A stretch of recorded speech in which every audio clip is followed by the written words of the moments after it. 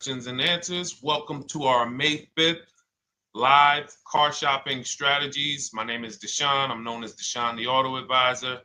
And over the next 60 to 90 minutes, I'm going to be sharing what we call the cars from home philosophy, the way you can shop, get bids, make your car buying simple, empower yourself, and guarantee that you did not leave any money on the table. We're going to talk about a lot of things you may not be familiar with. We're going to talk about things you have not heard before. We're going to tear back some mindsets that the car business has programmed in us for their profit. And we're going to tear down those mindsets because they're costing us thousands and they're making the greediest dealers in this country thousands of dollars. And we're going to get rid of that. So this show is sponsored by my new digital book. It's called Cars from Home, 7 Steps to Saving Time, Money, and Avoiding Dealerships. So I wrote that book to give you everything I know, everything I learned at Mercedes-Benz, at General Motors, running my own brokerage, and the hundreds of people, thousands now, that we've helped since 2021 to empower themselves in their car purchases. So part of my welcome offer to you is it's normally $97. You can get it for $24. That's my welcome offer for 30 minutes, anytime during the broadcast. As we go, you can get yours in my TikTok bio, in my Instagram bio, the YouTube comments, and the Facebook comments. It's a 75% off discount as part of my welcome offer for those of you who take action. And you'll have everything we teach here for the rest of your life. And you'll be able to move the same way you're going to hear me move and the way a lot of people I'm going to show you guys are moving. So no questions off limits. Feel free to start typing your questions. We are live on Instagram, TikTok. Hang on. I got Instagram up here. My man Dolan is moderating, so we're going to try to pull in every single one of your questions. Again, this is our May 5th live. We are live. It is Monday, so let's get to the questions. Okay, we got some coming in already on TikTok, Dolan. I see it is what it is. I'm just going to pull that one.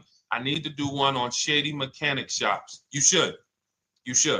If that's your area of expertise, the public needs to know from someone who's an insider what is going on in mechanic shops. I'm sure they get a lot of value. If you guys want, it is what it is to launch a channel teaching people how to avoid shady mechanic sites, type ones in the chat so he can know that he should go ahead and do that. Or she. I can't see if you're a man or woman. But let's get some questions going. Yosoy Tommy, I see you on TikTok. Interested in leasing, but I know I will go over the mileage. I drive a lot. Well, here's what you do. Give you an example. I'm leasing right now. I've never needed more than a 15,000 mile per year lease. So all of my leases have been 12,000 miles. I've never needed more than a 15,000 mile per year lease. Now, sometimes, that was because my family worked a little further from where we lived. We got a 15,000 mile per year lease, but most of the time I'm getting 12 because that's what I need. That's what I use. Now I'm paying $499 a month for this $55,000 Infinity truck. I got a 1% lease on it. I got my bids, the way we teach at Cars from Home. We're big on multiple offers. That's the only way you're going to save the big money and guarantee you got all the money is to get multiple bids. We teach you how to do that. You can do it by phone too. If you want to try to do it by phone, God bless you. We do it through email. We do it through emails and templates, and that's what we do. But I'm paying $499 a month for 12,000 miles. Now, let's just say I needed 15,000 miles. I would have bumped that lease up, and instead of $499, I'd be paying probably $30 more. So call it $530. Now, let's say I'm a high mileage driver at 20,000 miles. That instead of $530, I would probably be paying $620. And there I got my 20,000 miles per year. So the key is, and this is what you'll hear, people will blame the leases for not understanding that they choose the mileage. The mileage is not selected for you unless you go into a dealer and say, hey, work me up a lease. And then they're going to choose the mileage, probably give you 10,000 miles per year, and then try to close you on that. But that's not the way we shop. We're going to shop and we're going to adjust our miles based on what we need. So if I needed 20,000 miles per year, I would probably be paying $620 instead of $499. If I needed 25,000 miles per year, I would probably be paying $680. So I'm just paying, we get what we need and we enjoy our leases. because when we buy these cars and we drive ridiculous miles, we depreciate our cars, we destroy the value, and then we still have a loan on it in a lot of cases for a vehicle that we have destroyed the value in because we put 60,000 miles on it in 3 years. So our loan is moving very slow, but our vehicle's value is dropping through the ground very fast, which is typically how we end up with $15,000, $20,000, $25,000 in negative equity. I used to see it all the time in dealerships, especially when I was in when Uber took off. When Uber took off, year later, 2 years later, 3 years later, we had tons of people coming in with Hondas, coming in with various cars that had 200,000 miles on them, but they still had 3 and 4 year loans left. And, that's just a recipe for disaster. That's a recipe for disaster. So you should not be leasing, though, if you keep your cars 8 years. Some of you familiar with the 8-year rule, you understand. Everyone should not be leasing. I want to make that clear. Some people say, Deshone, you believe everyone should be leasing? No, I don't. If you are not keeping your cars 8 years, then you should be shopping for below market leases.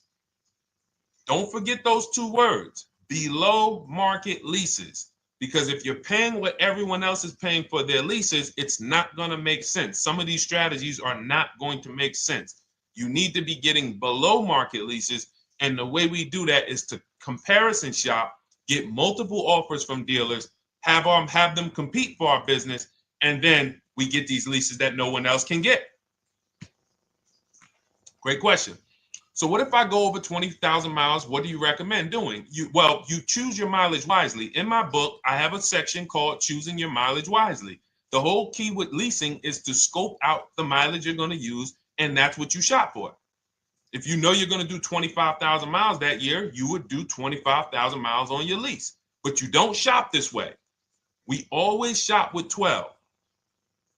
A problem with leasing is once again, you go into the dealership, you say, work me up a lease. They're going to work you up what they want. They're going to say, hey, put 5,000 down. Who's had that happen? You go and you look for a lease and they tell you how much money you need to put down. Type me if you've had that happen. And again, welcome to everybody. This is our May 5th live. It's Monday, May 5th. Whether you're watching this today or you're watching this later today, because we will be rerunning this for those who couldn't make the show. Tell your friend they can catch it on our channels. But this is our live show. We're live every single Monday through Thursday at 12 noon. So you'll see people who will go and get blessed transition. You've had this happen. This is what you go in. They work you up a lease. Here, you need 3,000 down. Yeah, you need 3,000 plus your taxes and fees. What do you want to do? So that's them customizing our leases. We never want to do this. We want to customize our lease and run it like this, a template. All your leases you get with, ready? 12,000 miles per year. First month's payment only due at signing. That's it. 12,000 miles per year. First month's payment only due at signing. That is how you shop all of your lease offers, because this allows you to now use the 1% rule, which I didn't create. A lot of lease savvy people know about the 1% rule, where your MSRP, I'm going to just show an example of an MSRP, the price on the window sticker. Every lease is going to be brand new, guys, or either close to it. The price on the window sticker is the price we go by, the MSRP, and we're going to divide our monthly payment into the MSRP. And once we get that, the number, that's going to tell us if we got a 1% lease, if we got a 1.5% lease, if we got a 1.8% lease.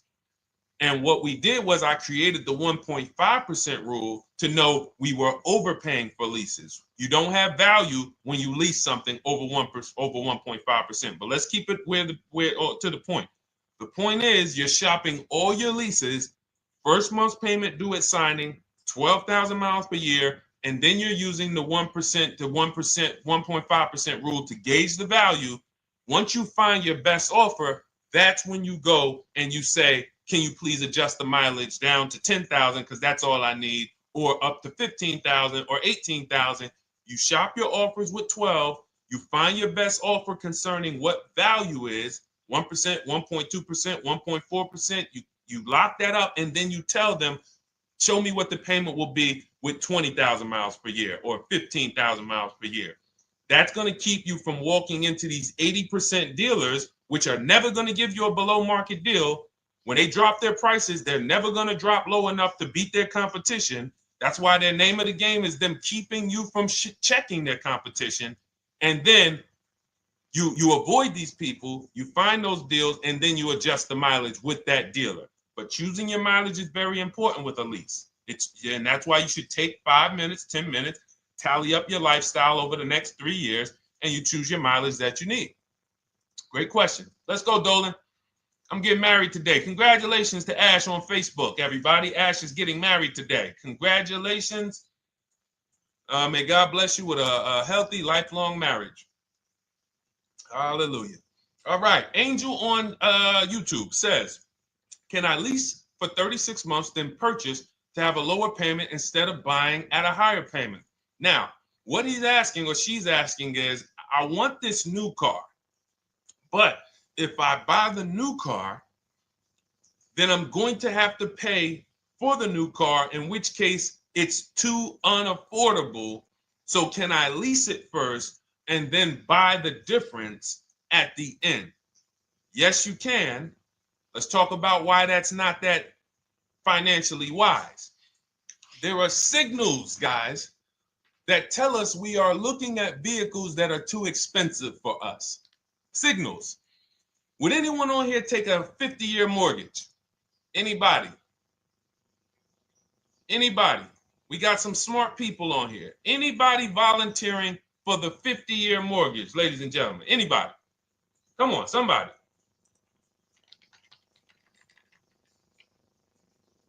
No, why not?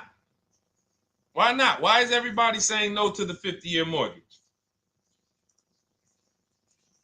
Because we know it's ingrained in us that a 50-year mortgage on a house means we can't afford that house, right? Same thing with cars. There's signals. And so when we cannot finance a brand new car and it's affordable, what should we be doing? We should be going to get a pre-owned car. That's what we should be doing. So some of you have the luxury where you could afford both a new version of the car you want, and you can afford a pre-owned version, of course. So you might say, Deshone, I could afford both. I want this car, but I could afford, which one should I get, new or pre-owned? Thank you to the new gifter, Jeffrey Jones. Welcome. The Black King. Thank you so much. Gifter badges. Appreciate everyone who supports this broadcast. Thank you so much. You helped me to keep this information going. So what you're saying is, I could afford both. Which one should I get? In that case, it's a matter of your values. Do you want a brand new car? You want to treat yourself? You only get it every 10 years. So it's like, hey, I only get a new car every 10 years. I'm going to treat myself to a brand new one. Curtis Thomas, thank you for sharing. Or you might say, you know what? I want to go to value play. Even though I could afford a new one, I want to knock 20, 30, 40% off the price, and I want to get me a pre-owned version. So that's the people who could afford both. Some of you, you're like Angel, who like, I want this car, but I can't afford it new. In which case you go pre-owned, because you don't want to you don't want to lease a car 3 years, even if you get a below market lease deal, great lease payment, turn around and buy the difference, because you're typically going to need a 5 or 6 year loan for the difference. Once you get that 5 or 6 year loan, you add that to your 3 years that you leased the car, and you got 8 to 9 years of payments on the exact same car. 8 to 9 years of payments on the same car. This does not make financial sense to pay that long on a car. This is, you can't reach the reward stage where the car is paid off and you're putting money to the side for maintenance and repairs. You know, you got a paid off car, because the goal with purchasing is to get to that long-term ownership where the car is paid off. I don't owe anything on it. You know, I got a couple $100 I put to the side for maintenance and upkeep, but that's all. That car is paid off. I can keep that thing for 15 years. I can pass it down to my son, my daughter. We got an extra car in the family. That is the value of purchasing. So if you have a payment for 8 years on a car, you don't get to that stage. So that's why before I would ever recommend someone lease and then purchase the balance, I would recommend someone purchase a quality pre-owned car and get it at a below market price. Okay, does that make sense? Okay, everything that we're talking about, guys, is in my new digital book. It's called Cars from Home, 7 Steps to Saving Time, Money, and Avoiding Dealerships. Has everything we teach, because the name of the game is learning how to structure your deals. When should I lease? When should I purchase? And then once you have your structure, getting bids on everything to make sure you don't leave any money on the table. When you get bids on everything, you're never going to lose any money on your trade-in, because you didn't just get one offer on your trade-in, you got bids. You're never going to overpay for your interest rate, because you didn't get one offer on your loan, you got bids. You're never going to overpay for the new car or the used car you're buying, because you didn't get one offer on it, you got bids. And that empowers you to control the transaction. That is what we teach. That's in my new digital book, step by step. You can get your copy for 75% off, normally $97, but it's part of our welcome offer for 30 minutes. You got it in my TikTok bio, Instagram bio, YouTube comments, or the Facebook comments for $24. Okay, enjoy it, use it. All right, let's keep it going.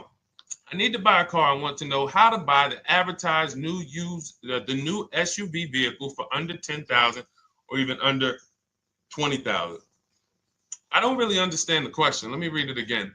I need to buy a car, and I want to know how to buy the advertised new vehicle for under $10,000 or even under $20,000.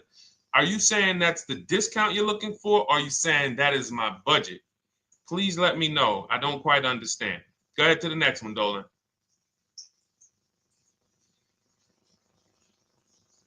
All right.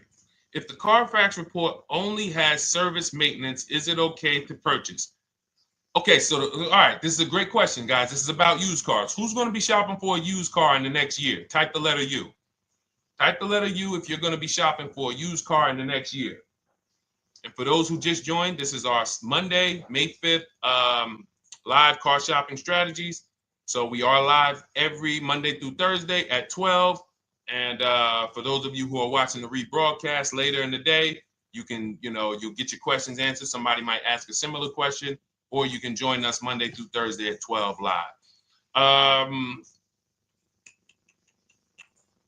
Yes, so we got a lot of people who are going to be shopping for a used car. We got Buffy on Instagram, Fran Bar. Who else? A lot of people not buying? Okay. Instagram, the only people buying used cars? Okay, well, let's talk to you guys. Listen, so here's when you're looking at a used car, what you're focused on is first the service record. First the title history. What is the title history? That means, is it a salvage car? Is it a frame damage car? Is it a now, well, let's start first. Where do we find these cars? Let's start there. We're not going to lots. We're not stumbling onto people's lots. That's what they want. We do not want to go through our neighborhoods looking for used cars. Anybody who does not have a used car on a website, they're trying to take advantage of you, because that is unadvertised, that they don't want to be where the competition is. That is not the way we're going to move. And for years, it was like that. You drive past a dealership on the weekend, you see hey, oh, look, they got this nice yellow car, a nice big red car outside, and you just pull right in. That's 2005 stuff. Now, every used car, we need to be able to compare it to the whole market, which means we need to see it on a website, on a marketplace. So we're opening up, this is called my multiple marketplace strategy. We are opening up, and some of you are going to need a pen if you're going to really, or unless you're going to watch the rebroadcast, because I'm running stuff past you that, you're trying to buy a $30,000, $50,000, $100,000 car. We're not talking about how you're going to get a couple things from Amazon and, set up a little home studio for $2,000. We're talking about the second most expensive purchase most of you are going to make. So it's understand that you're going to need to focus in order to get the most out of what we're talking about. So we're going to go to the marketplaces. The marketplaces are Carvana. They sell their own inventory. CarMax, they sell their own used car inventory. Driveway, they sell their own used car inventory. We're going to go to now dealerships. AutoNation, they sell other people's, they sell their own. They buy and they relist it on their website. But then you have Car Gurus, you have Carfax, you have Kelly's Blue Book, no, not Kelly's Blue Book. You have Auto Trader, Car Gurus. So we're going to all these marketplaces, we open them right up in one tab. So now what we're doing is we're putting in our criteria, and what we want to do, we want to go 100 miles out. Even if you're not willing to drive 100 miles out, you want to see what the whole market looks like within 100 miles. So now, if you know what you can afford, then you can put in your price criteria. I have a tool that I created. It's called the Perfect Budget Calculator. Some people who have my book, you've used it, where you put in your down payment preferred, you put in your interest rate, you put in any equity from your old car, and it tells you, because what you tend to miss is the fees. That's what you tend to miss. So if you're not using this calculator that we created, you want to add another $2,000 or so, because you got to factor in the fees in that budget. Some of you go out and say, man, I think I could afford $30,000. Then when you find your car, they bump you up to $33,000 because you didn't factor in the taxes and fees. So this calculator does it for you in my book, and everything we use the Perfect Budget Calculator. But if you're not using it, just estimate another, a little higher. Now you put all of that into the marketplaces. Now you're looking for what the inventory is. Now, here's the reason why you must open up all these marketplaces. First reason, they have different cars on them.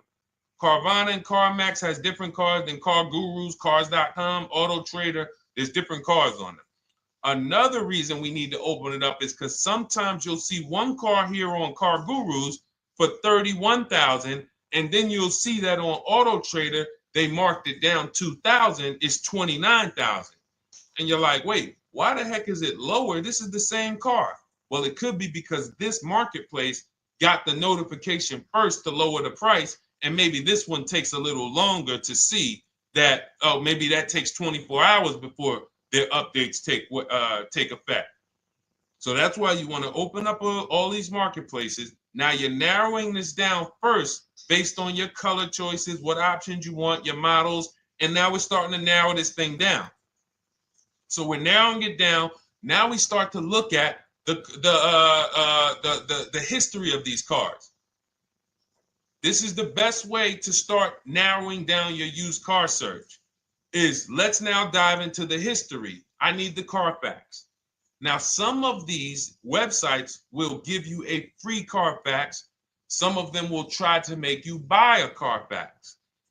Now, I'm going to give you one of the secret strategies that we've been using for years in my book, and I'll tell you it right now. It is how we get free Carfaxes, because when we get to most vehicles, you guys, for those of you who are just meeting me, I worked in Mercedes-Benz for 5 years and General Motors for 5 years, and I ran my own brokerage. I started it in 2016, and I ran that while I worked at the car dealership. So I have a lot of experience and have seen a lot, and that's why I'm able to teach these things. I also love numbers. But one of the things that I know is almost every dealership has a contract with Carfax. So every dealership, we pay Carfax already. So what we're able to do is when we list our inventory on our websites, we're able to list the Carfax with it. We're able to provide that free of charge. But when we pay Auto Trader or Cars.com or Car Gurus, we are not able to actually push our Carfax to that marketplace. But if you come to our website and you find the vehicle on our website, most times you will find the Carfax for free. That is what we have been doing for years. So that now we have the Carfax, because the Carfax is the only way we can see those service records right now, because we've already narrowed it down based on, first thing we're doing is we're looking at title history, frame damage, salvage title, rebuilt title, total loss. That's the type of vehicle. The next thing we're doing to narrow it down, which is where many of you get in trouble, is you're looking at the service records. Skipping service records, buying used cars without seeing service records is disaster. The biggest indicator on if a vehicle was taken care of is what is on those service records. And if you can't see those service records, then I would not buy the car. Somebody say, oh, I'm changing the oil myself. If you don't have proof that you have changed the oil yourself, I cannot see it. I cannot see that you have maintenance this car, and that's a turnoff for me. Because now when you drive that car a year later, 2 years later, things start happening. You have no one to blame but yourself. Now the regret kicks in. Man, I knew I shouldn't have got this. But chances are, if you find a quality vehicle and you see service records on that previous owner's report, that's going to lead to a quality experience. Okay, so that's pretty much how the initial part of our multiple marketplace strategy. As you can see, we have this to a science. Nothing that we're doing is by chance. Nothing we're doing is on a whim. That is it. But let's go to some more questions. And I think the biggest thing I want everyone to understand so far is that we don't wing anything in this process. There's nothing, everything that I'm teaching you is going to be out of our systems. Now, some of you have different learning styles. So let's address this. Again, welcome to our May 5th, Monday, May 5th live. We're live Monday through Thursdays at 12 noon. And we rebroadcast this for those who couldn't make it. You can share this with your family. Tell them, hey, visit Deshone the Auto Advisor's channel. He did a great show earlier. He answered some questions that everyone had. You can watch the broadcast all through the rest of the day. Now, but we're live every week, but we're live right now. So now the biggest, some of your learning style is different. What we teach is we have the ultimate do-it-yourself guide. This book is rated 5 stars. Thank you to everyone who's rated it on Goodreads. Just pull it up right here. For those of you who are actually on Instagram or YouTube, TikTok, you won't be able to see this right now. But the book is rated 5 stars. We appreciate you. And this is the ultimate do-it-yourself guide, whether you're new cars, used cars, leases, bad credit, how to make banks bid for your financing, high mileage driving. It's all in there, step by step. And it's a digital book, so you don't have to wait for it. As soon as you get and hopefully you get there before the 30 minutes, so you get your copy for the $24 instead of the $97. That's our welcome offer. But that's your do-it-yourself guide. Some of you, you're a do-it-with-you person, and that's Shop with Deshone. You like videos instead of reading. You want coaching. You want support. You want a community. We have 1,600 people in our Facebook group. That's our Shop with Deshone. We've had 2,200, almost 2,300 people come before you. When you see me share people like Zafrina and like Melissa and Sheree, Ken, all of these people who are, they're showing their car deals that they got. Look, took me about 30 days. He went through, past Friday, locked down 2 vehicles, 2 Yukon 2025. Said he dropped sold the BMW. They dropped the price down to 70 grand. So they took off like 5,200 for him. These are all people who are in the Shop with Deshone. Their learning style is they preferred videos. They preferred, coaching with me. But again, it's the same information. So I want to be clear. It's just your learning style. So if you are like Deshone, give me the blueprint and I will run this thing. That you're going to be like the people who send, like Marie.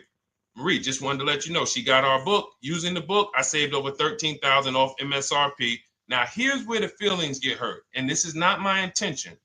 But some of you have these same vehicles that you're going to see me sharing that our people get. And when you see what they paid for them and what they're getting off of them, you're going to see, wow, I did not get that. I did not get that type of discount. So all of you who have this 2025 GLC coupe fully loaded, she said they took $13,000 off MSRP. She got her bids from home, got my payment to be hundreds lower per month, maintenance included, no money down. We are masters at no money down deals. You should not be putting money into these cars unless you intend to keep them for 10 years and you got a great price already. You got a huge discount already. You should not be putting money into these cars. I have never done more than $1,500 out of my pocket for any lease. And when my car that I bought, I put money down on that because I bought it to keep it. But everything else, we are shopping with no money down. So you're going to see that a lot. So again, depending on your learning style, you can head to my bios and to the comment sections, open the Cars from Home Toolkit, Shop with Deshone might be right for you. I don't care how you get the information as long as you are saving the money. I don't care. If you could do it with a $24 book, do it with the book. I would rather you say, man, this guy Deshone helped me. I bought his book. I got it on the sale because he did the welcome offer for $24. And man, I done got 4, 5, 6 cars using this thing. And all I paid was $24. Congratulations. I will celebrate that. I wish that for everyone, but that's not everyone's learning style. So, okay, Dolan, let's keep it going. I'm sure we got a lot more questions coming in.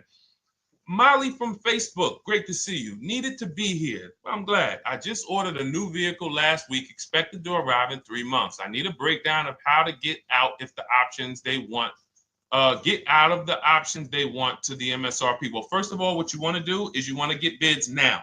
You do not want to wait. For those of you, she's ordered a car. She's scheduled to be here in 3 months, and she has not locked in her pricing. Now, the reason when we order a car, we are always getting our bids first because the closer your car comes to arrival, the less leverage you have. They know once that car comes in there, she's been waiting for 3 months. She is not going to want to walk away from this car. She is not going to want to do this all over again. And they're going to probably take a shot and say, or if you look for a discount at that point, you probably are going to be like, no, I'm sorry, we can't give it to you. So what we're going to do is we have to now send that request out. Now, there's 2 ways for you guys to do this, whether you're leasing or purchasing new cars. 2 ways for you to do this. You can do it your way, which is calling around. Calling around, not going into dealers, calling around, ask for sales managers, try to get yourself at least 5 offers.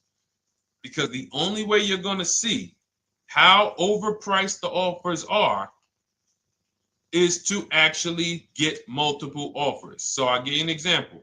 I'm showing you guys on the screen what a market report looks like.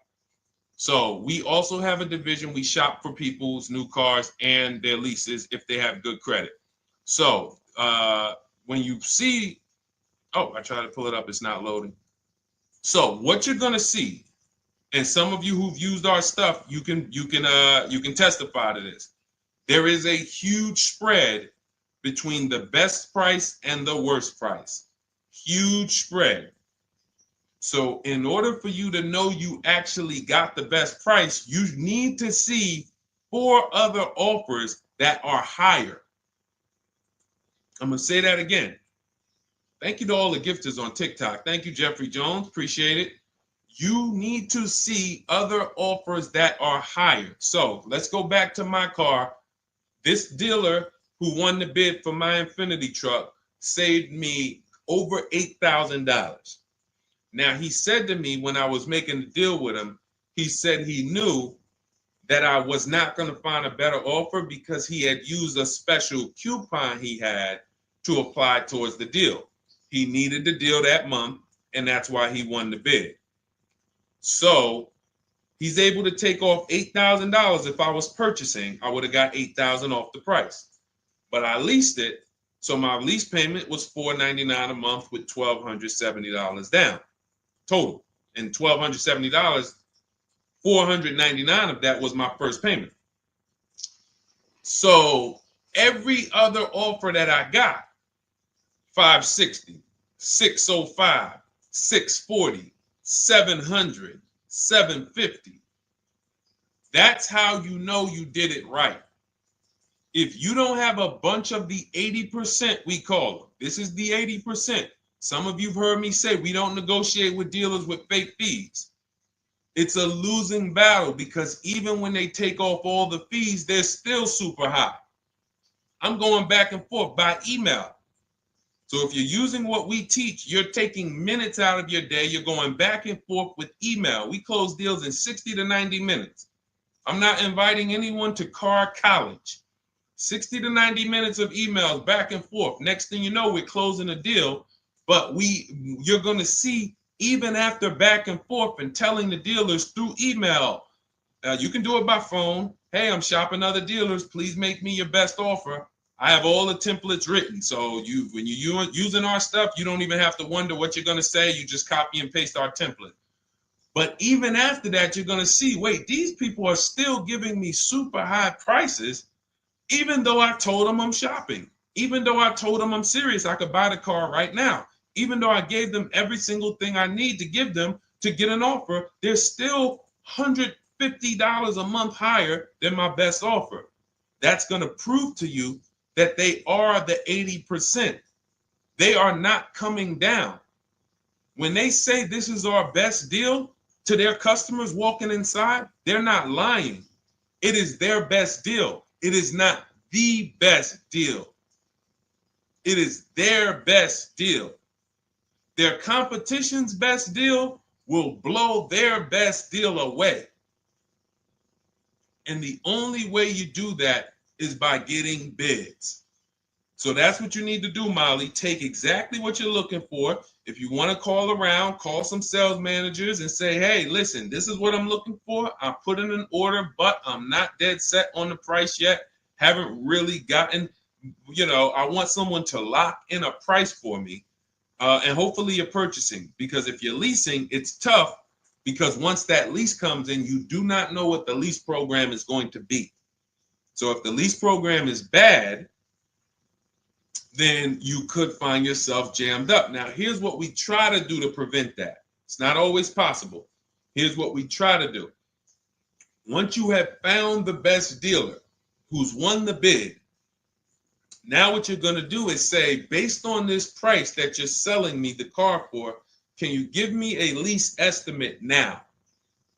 So let's say I'm ordering this Infiniti. I shop around, I find a dealer who says, all right, Deshone, I'll place the order. I'll take $6,000 off list price for you if you do the business with me. Perfect. Can you give me a lease quote based on that now? I know this is not the vehicle. My vehicle's coming, but can I get some type of an estimate of what it would be? And then I look at that, and if it's affordable, now I place my order. But I'm not placing an order for a lease blind, not knowing what my payment's going to be when that car gets here. Okay? Does that make sense? I know I may be typing. This is heavy. That's why I told you guys, when you're here with us in car buying, below market car buying strategies, this is like short 60 to 90 minute master classes. This is not lives where I'm showing you how to make macaroni and cheese and turkey and like, okay, yeah, you got your music playing in the background. Hey, listen, all right, what I need? Oh, hand me the Sazon. No, you could do multiple things. This is heavy finance talk for 60 to 90 minutes, and it will change your life. And I just saw my girl, Lisa. Lisa, good to see you. Lisa's been, she's been learning from us and rocking with Cars from Home. Let me see. I'm glad you clarified, even if no money down on the lease, you still really have to give them the first month's amount. Yes, I don't know what I'm going to do yet, buy or lease. No matter, I'm learning lots and sharing with my peeps. Thank you, Lisa. Thank you. Now, technically, you don't have to give them the first month's payment either. What I do is our templates all involve shopping, first month payment due at signing. But if I wanted to, so let's say, for example, on this $499 a month lease I got on the Infiniti, and I'll actually will add this because I'm glad you said that. The lease, is that your first month's payment? So it's not considered money down. It's considered your first month's payment because you're leasing, you're paying 36 months or 39 months.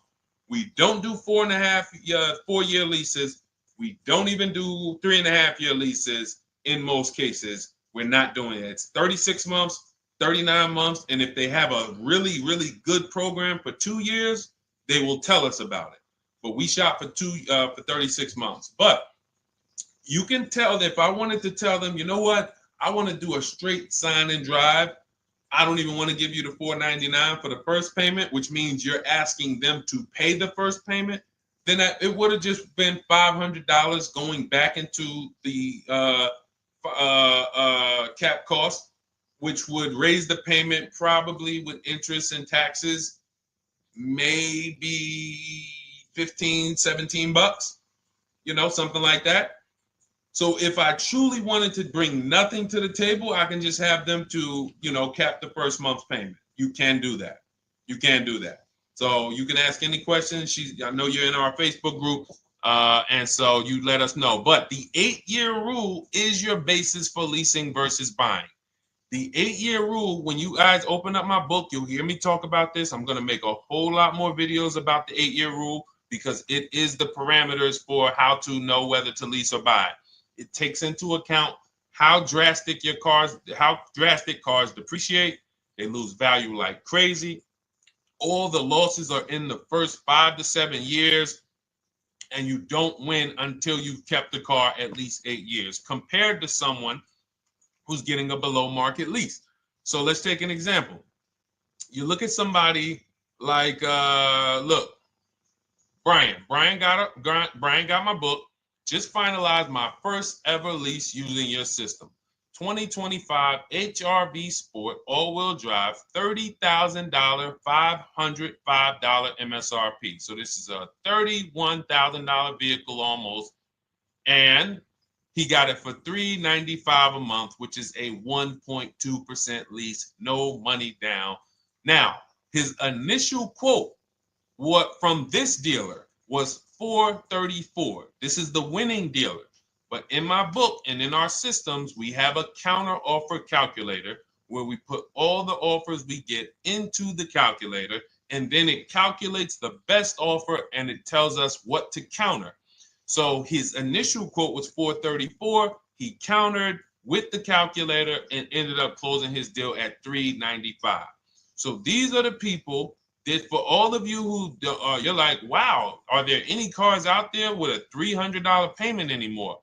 Well, if you're buying a car, you are buying it at a $300 payment. You could only spend, who knows, every $5,000 on a vehicle is about how much per month? Every $5,000. When you're looking at a car, every $5,000 on a 5-year loan, which is what you should be defaulting to, is about how much per month. Thank you, Nikki. Nikki got a #1 gifter badge. And I don't really know what all of that stuff means, but I definitely appreciate it. The Black King, thank you so much. I just know it means you guys support the show.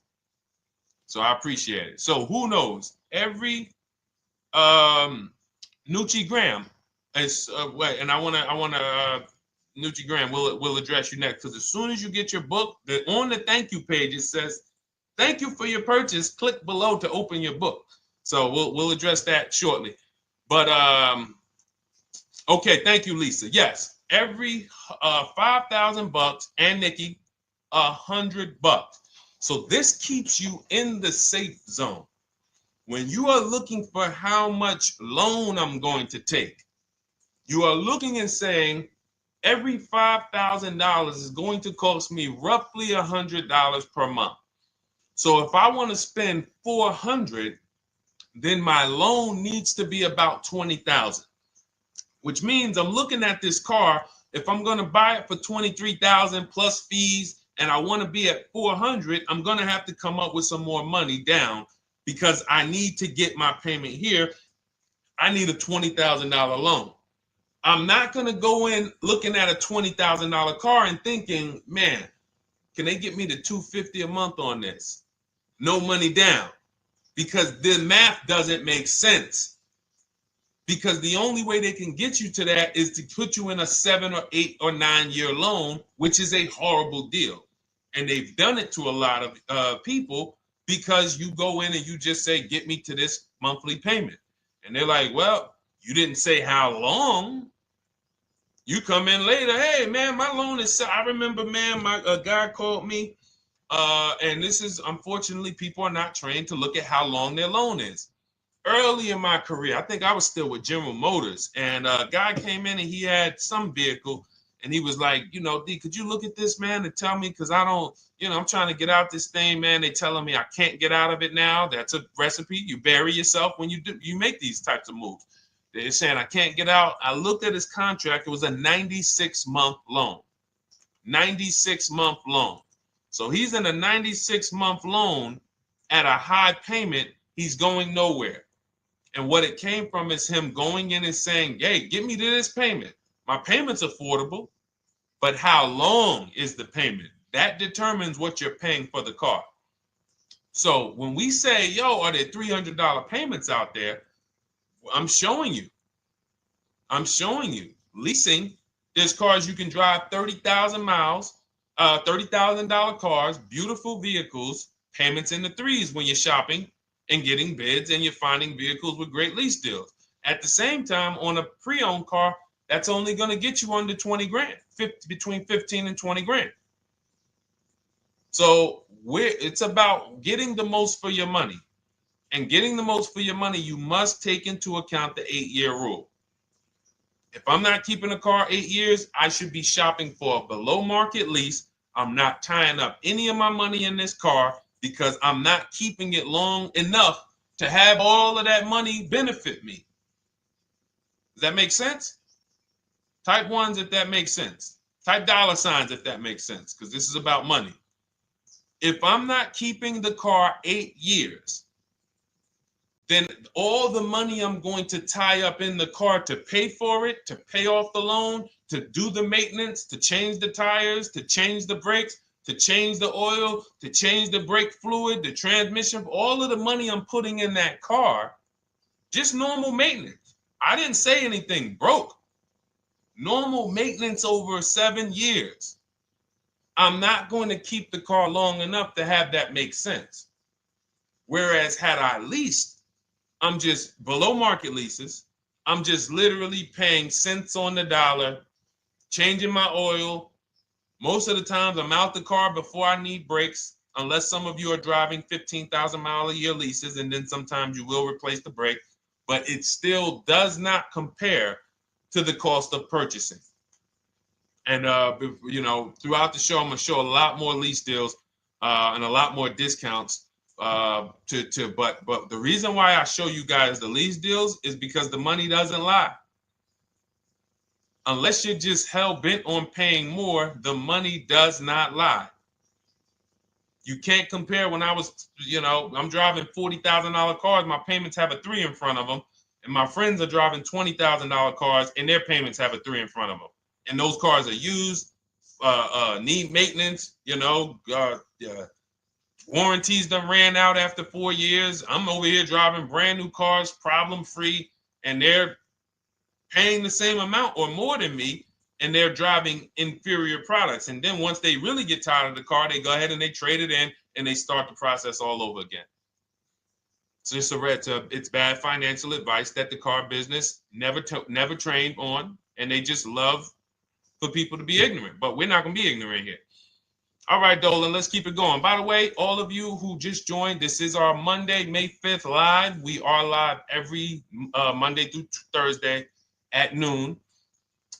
So for those of you who may be watching the rebroadcast, we rebroadcast the show all through the day. So for those who missed the show, you can either, or some of you want to tell your friends, oh, hey, you're shopping for a car, go watch this show. And we'll rebroadcast this show all through the day. And we rebroadcast all the episodes through the weekend. So for those of you who didn't have time, you're like, man, I want to catch up on all the shows, all the questions that were asked. We'll rebroadcast those through the weekend. But we are live every Monday through Thursday between 12 and usually 1:30. You can have your friends and family tap in. You can bring your questions, and we try to get to as many as we can. All right, Dolan, let's keep it moving. Let's get to some more. What are the companies for loans? Well, there's a lot of them. First thing you want to do is, so we teach something called the bank bidding war. This is a question, because here's my question to you guys. Where do you get your car loans from? Here's my question to you. And I'm going to tell you how we should change the answer, because I know what some of your answers are going to be. Where do you get your car loan from? Some of you are going to say my bank. Some of you are going to say the credit union. Some of you are going to say the dealership. But all of those are not the answers we want to go with anymore. Here's the answer. You got it, Nikki. I love Nikki. Whoever gives me the best rate. That is going to be the answer moving forward. If you're using what we're teaching, that's your answer. Whoever gives me the best rate. What, in other words, whoever wins the bid. So what we're doing is we are not just going to our credit union and having them run our credit, give us a rate, and now we going out and we're shopping with a check in hand and we're shopping with our back against the wall because the bank says, well, hey, you know, your pre-approval expires May 17th, so you hurry up and find a car or you're going to have to come back and run your credit again. Now we're over here and our bank is putting our back against the wall. That's ridiculous. So what we do is we use what you should do is you should look at the average interest rate. If you have average credit, look at the average interest rate, and then you use that to budget. Again, I have a calculator that we invented. It's a proprietary calculator. You can't find it on Google. It's in my book. It's in our course, Shop with Deshone, in our checklist, our video checklist. This is stuff that, again, we don't, if you notice stuff that I teach, it's not anywhere. Deshone, why can't I find an 8-year rule on YouTube? It's because it's Cars from Home. We created it. I can't find the 1.5% rule. No one else teaches that because it's our intellectual property. We created it. I don't mind people saying it, but they need to understand we didn't find this stuff. We created the stuff. So calculators, we invented them. So this calculator you take this interest rate, but even if you want to use a standard payment estimator calculator, you can take just what I said. Remember, add a little bit more for the fees, because that's what you're not taking into account. The fees, the taxes, and that's where we get in trouble. My calculator, our perfect budget calculator, does that for you. So now you want to look at the average interest rate. Type in average rates for cars. Use that for your budget, just so you can know about how much car I can go and get. So between what I told you about the $5,000 being $100 a month, and that last part about, adding a little bit more and using the average interest rate, you should have a good gauge on a range of car to go and shop for. Now, once you now shop your market, whether you're shopping new or whether you're shopping pre-owned, once you find no one's touched your credit till now. No one has touched your credit with a hard pull, especially not. We do not, in order for this to work, like what Nikki is saying, where you're only giving your business to the bank or credit union that gives you the lowest APR. In order for this to work and for you to be able to shop freely, no pressure, you need to make sure you don't let anyone run your credit with a hard pull before you find your best deal on a car. Soft credit pulls, estimates of budgeting, the way I just said. Now, you go out, you find your car, whether it takes you a week or a month or 3 months. Bang, I found my car now. You lock the car up, put it under contract, you leave your deposit. You never, ever. How soon when you get a car does the dealership want you to take it?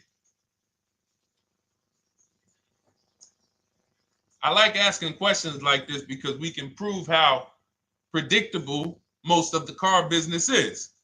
How soon after you purchase a car does the dealership want you to take it? Thank you, Janae. Immediately. Now, the reason for that is, there's various reasons. There's various reasons. Right then and there, Molly, yes. But what I want you guys to focus on is what you lose by taking it right then and there. You lose the ability to shop the interest rates. And shopping the interest rates is very important because you'll always wonder, could I have gotten a better rate? So what you do is you lock the car up, you let them know, hey, I'm going to go home, just give me my, let me get my paperwork so I know exactly how much I need to tell my bank. And here's the key, if you guys can beat what my bank or credit union gets says, then I'll give you the loan. See, some people think that I teach don't let the dealerships compete. I never teach that. What I teach is don't let the dealerships be your first offer ever. They are always your last offer, and they're competing against other offers that you got. So now you're going home, your car is waiting, you're going to see what your bank, your credit union can do, and then you go online. You can go right online. Auto loans online, auto financing online. Let all of these banks and credit unions access your credit now with the hard pull, because there is an article that Experian did, and you can find it on almost any credit bureau, wrote an article on rate shopping. They allow you to have multiple lenders compete for your business within a small period of time. They say the window is 14 to 45 days. So if the window is 14 to 45 days, how quick do y'all think I want you to do it? If the window says, because that's a big window, as long as you shop within that window, at the end, those multiple inquiries will have the same weight on your score as one inquiry, because it looks as if you were shopping and you were doing your due diligence. Thank you, Greg, Sheila, with these gifter badges. I don't know. It's like a nice. I appreciate it, Glendale. Thank you. So with these, when these banks are competing, what you're trying to do is say, everyone here on my end, we call this the bank bidding war. This is round two. Round two is you are bringing your car home. You are at home. You're going online. You're calling your bank. You're calling your credit union. If you have one, you're going online. This will take you literally one day, not even. This maybe take you an hour. Because if they say that the window to shop is between 14 and 45 days, I want you to do it in 24 hours. We want all the competition in 24 hours. Because that guarantees we are way within the window. They're going to look and see, wow, this person bought a car. They had multiple lenders competing in a small period of time. They're not out here just letting people run their credit over, every week. Some new banks running their credit. So now you call the dealership afterwards. You say, hey, the best offer I got was from such and such credit union or such and such bank. If you guys can beat it, I'll give you the business. You allow the dealer to now shop you to their banks. In which case, they're going to call you and say, hey, good news, we got you a better rate. Or, hey, good news, we couldn't beat the rate, but we can match it. In which case, they save you the time, they save you the paperwork. Or they're going to say, hey, listen, that's a great rate you got. We can't beat that. None of my banks can beat it. And in which case, we guarantee all around we got the best rate, which is the goal we're looking for. As Nikki said, I'm only giving my business to who gave me the best rate. That is the bank bidding war. So when you get your digital book, Cars from Home, you'll get that in writing. We also have it in our Shop with Deshone video checklist. For those of you who are more do-it-with-me types, again, we're all about your learning style. And some of you just like, Deshone, I see you. Can you shop for us? What are these? I'm seeing a lot of you guys shop for people, new cars, new cars, leases only. And you have to have good credit. Your FICO scores need to be over 670, all of them. But if you don't, again, same result. We've been helping people get these results since 2021. And again, I am all about speed. These are short videos. The book is boom, action steps, action, action, action, action. I'm not trying to teach you everything about cars. I'm trying to walk you through a path, a 7-step path to get to the result you want all the time. Okay, I'm not taking you to car college. You're not going into the car business. You just need to know how to get the best deal. And that's what it's about, step by step. Okay, but for those of you who are just coming on, this whole show is sponsored by my new digital book. It's called Cars from Home, 7 Steps to Saving Time, Money, and Avoiding Dealerships. It's a digital book. Everything we teach about new cars, used cars, leases, below market financing, high mileage driving tips, bad credit tips for those of you who have your credit is not going to qualify you for everything else we're talking about. You need specific strategy. We have that specifically for people with bad credit inside my book and inside Shop with Deshone. So that's why I never believe in one size fits all car buying advice, because all of you are in different situations. So how does somebody look saying, you all should do this? We're all in a different situation. I have a trade-in, he doesn't. He has a lease that's coming due, he doesn't. Oh, he has a lease that's coming due, he has equity in it, we need to help him get that equity out. He has a lease, it has an equity, but it has a third-party restriction. We can't talk to people the same. That's why everything we do is custom and letting you know, no matter what your situation is, it's very common to us. Very, very common. So, all right, let's keep it going. We got some more time, Dolan. Pull them up. More questions. All right, yeah, I see we got a couple more coming in on TikTok. How do I get the book? Well, the book is in my TikTok bio. In my Instagram bio, there's a website there. It's Cars from Home Toolkit. And then you'll see the welcome special for $24. So the book is normally $97, but as part of our welcome special, you got 30 minutes to get yours for $24. So you won't pay the $94. You get 75% off. We also have a link for you guys on Facebook and YouTube in the comment section so you can get your copy. And if you're going to spend a couple more minutes with us, I would appreciate if you share the broadcast with one person that you care about. So that can help, we can help get this information out and we can help change lives. If you didn't receive your ebook, well, first of all, as soon as you purchase your book, you're going to see a thank you page. It says, thank you, screenshot this page. And then it says below, click the link below to open your book. So you actually get the link to open it as soon as you make the purchase. And then I say, I also emailed you a copy. So sometimes people type their email in, one letter's wrong. Obviously, we can't send a book to an incorrect email, which is why I have my support team's email right on there. So that if you don't see that book within 5 to 10 minutes, you email my support team, hey, I didn't get the book. They'll get you the book right away. So as you can see, I want you to, Dolan, can you put up, do we have anywhere with, we can put up the support team's email for this person? And just send an email to support. There you go. Thank you so much. Support at Deshone the Auto Advisor. Thank you, Dolan. Best moderator in the world. All right, so shoot them an email. Just let them know. Give them your first and last name, and they'll check the record, make sure that we have a purchase from you, and they'll send you your book right away so you can dig right into it. Okay? All right, let's keep it. We work with clients all around the country. What I'll start doing, I wanted to bring some on here today, but I can't load them up. The system is showing an error. So I got a lot of people. I always bring tests. I always like to show results. So, you know, I'm a results person. So you'll see a lot of people that I share.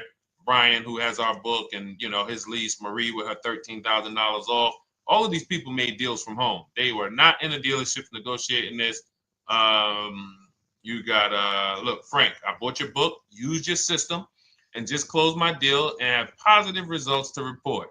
I love when y'all email me, by the way. Like, please continue to do this. A caveat is I wanted a just released 2026 Genesis G70 Advanced, and there are no incentives. I could have gotten incentives on the 2025. However, I wanted the 2026, and I was willing to pay. So even with high demand cars, even with cars that are rare, this is the situation. I reached out to 20 dealers and I received 9 offers for 36 months, 12,000 miles on a $58,000 MSRP. The initial offers range from $1049 to $901 with everything in between. I counter offered using the calculator that we have and closed the deal at $815 on a $58,000 MSRP. That's a 1.4% deal. Now, mind you, that on a vehicle on a 2026 with no incentives, which means every bit of that was the dealer taking off money for him. He probably had to get at least $5-6 grand off to have that deal come in the 8s, when other dealers were quoting him 9 up to 10 and, you know, mid $1,000 range.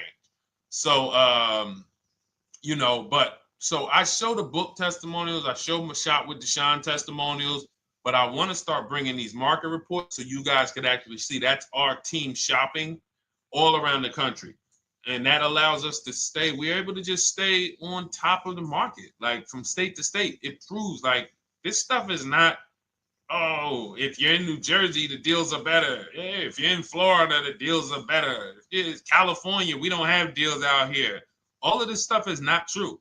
And thank God we have people using the Cars from Home systems, be it by book or be it by our video checklist, or be it us shopping for people all around the country, where we can tell you beyond a shadow of a doubt. I can show you market reports from Texas, from Oklahoma, from South Dakota. We did a deal for a Mazda, a South Dakota deal, Nebraska, California, Florida, Georgia. We're shopping for people all around the country. And there's great deals everywhere in the country when you know how to make dealers bid. Because you're always going to find that 20% dealer who just wants to beat their competition. They're the best in the region. And you got to go out to find them. You got to have a system to find them. Because most of the dealers are not them. Most of the dealers are the 80%. That's just the way it works. It's a numbers game. And the 80% are very expensive. And when you walk into the 80%, they'll go down. You're like, oh man, all right, can you take off? Can you get me down? Like, yeah, man, you're like $150 a month higher than where I could be, my max. And they go back and forth. They're like, man, I could take off $50 a month. Ah, man, that's the best you could do. And then next thing you know, you get down to 100. Yeah, all right, we'll take off $100 a month. And you're like, all right, I guess I'll take that. You don't realize that a 20% dealer, not only were they nowhere near your max budget, they were $100 less than your max. You're talking to the 80%.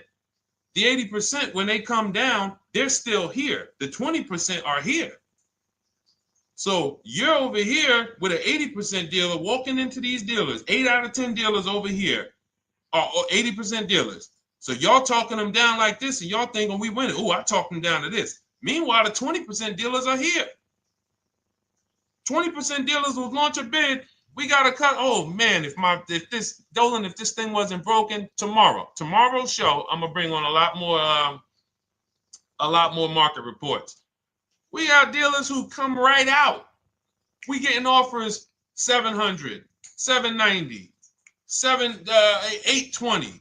Dealer come right out 650. Boom, blow everybody away. Like, oh, let's go. We got a winner. Looks like we got a winner here. That's it. And then it becomes fun. As you can see, this is fun for us. When you change the way we shop, you shop and you start to you're going to be the prize. You're going to be the prize. So anyway, let's keep it moving. For those of you who have gotten your book, I look forward to you using it, empowering yourself, having these same results. For those who didn't know about the book, it is a digital book. You can get your copy for 75% off for 30 minutes in my TikTok bio, my Instagram bio, the YouTube comments, and the Facebook comment. And for those of you who've been on and you still don't quite trust us, you want to get started with maybe some free advice, go grab our cheat sheets. We have our free cheat sheets in my Cars from Home toolkit, totally free. Test us, look at the cheat sheets, look at the strategies, look at the emails I'm going to send, guiding. Like I don't play around. So if you want to just say, test out, let me hear some free advice, start with our cheat sheets. All right. Yes, I'd actually answered that when I read that comment, Dolan, on TikTok about do we work with clients in New Jersey and New York? Well, yes. When it comes to shopping done for you, if you open the Cars from Home toolkit and you're like, Deshone, I just want to relax at home. You guys go shop the market for me. If you have good credit, FICO scores over 670, and you have and you're shopping for a new car or a lease, you can book a call with us.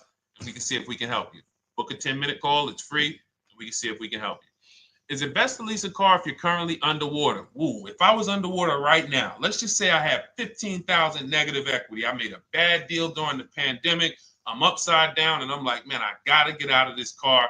But and first of all, I know I should be leasing because now we know the 8-year rule. The 8-year rule says if we're not buying our cars to keep them at least 8 years, we should be shopping for below market leases. We're going to pay a lot less money. Below market leases, not normal leases. Very important. So what I'm going to do is I'm going to actually right now look for an electric vehicle that I could lease because some electric vehicles right now, we're getting under 1%. We're getting 0.88% leases. We're getting 0.79% leases, because if you do your bidding, you're going to see. Now, again, if you want to call around for your multiple offers, you can do that. I'd rather you call around than to do what you've been doing.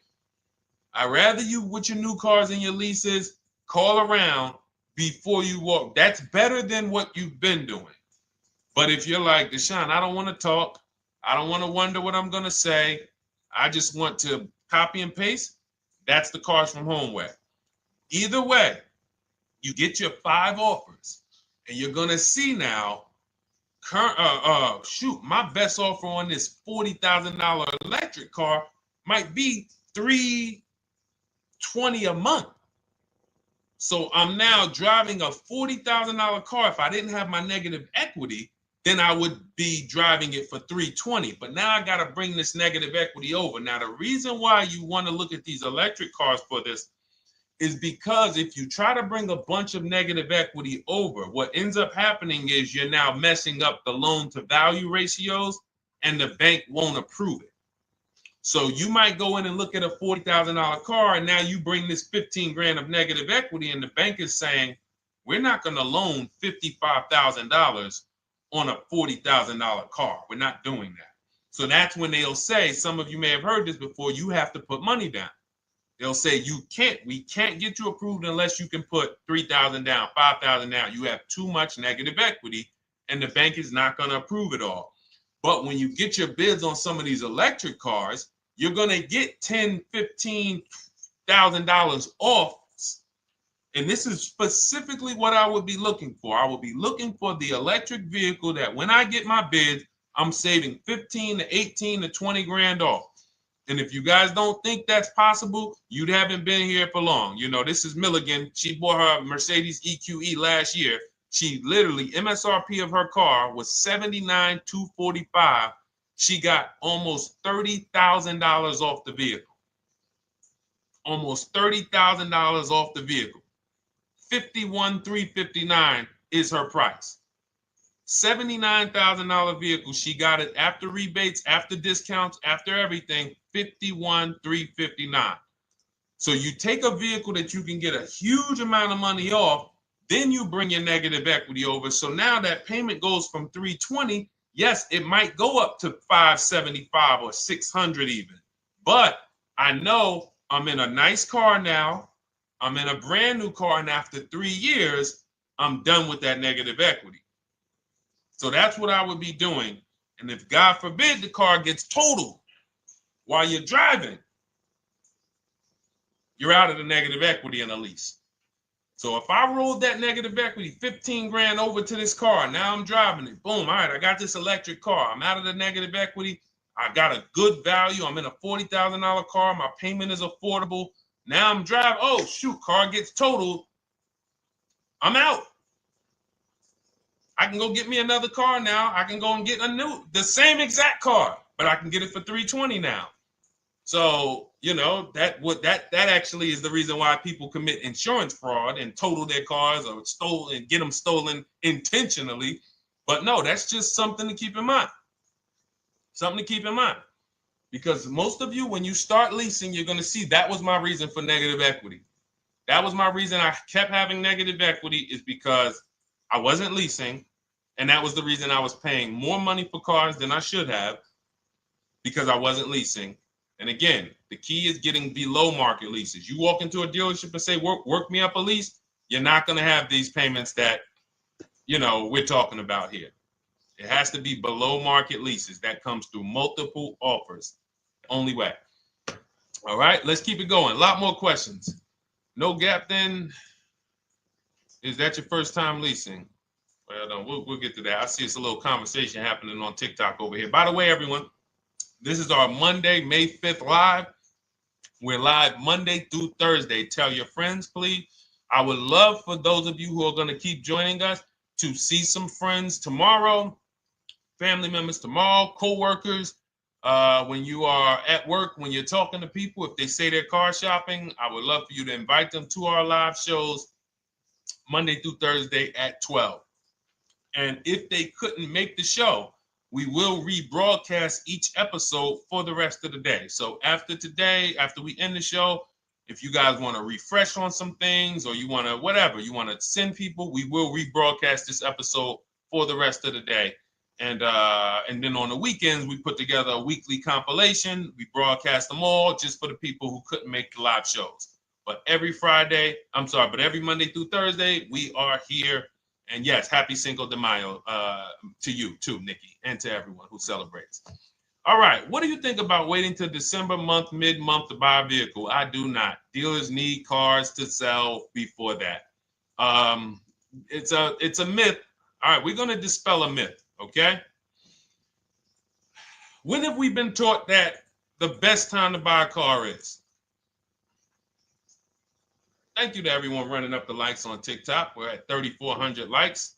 Every time you hear something you like, you double tap the screen. That makes a big difference. It sends a message to TikTok that we're doing something good over here.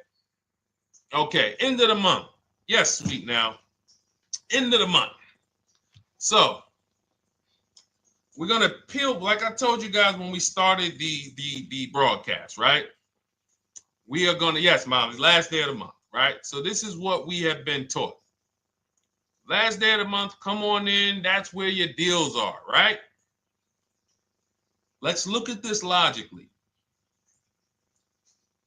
As a former car salesperson, the times where where I saw the dealer or myself being the most desperate was the times where we did not have a lot of customers. Sometimes you look up, it's the 10th of the month. They call us into a sales meeting. They say, hey, guys, we got to sell 200 new cars this month. We are only at 40. We are way behind. We are tracking way behind. Call anyone you know who's a real customer. We are entertaining every reasonable offer. Now, you've been taught there's a group of people that we know are coming at the end of the month.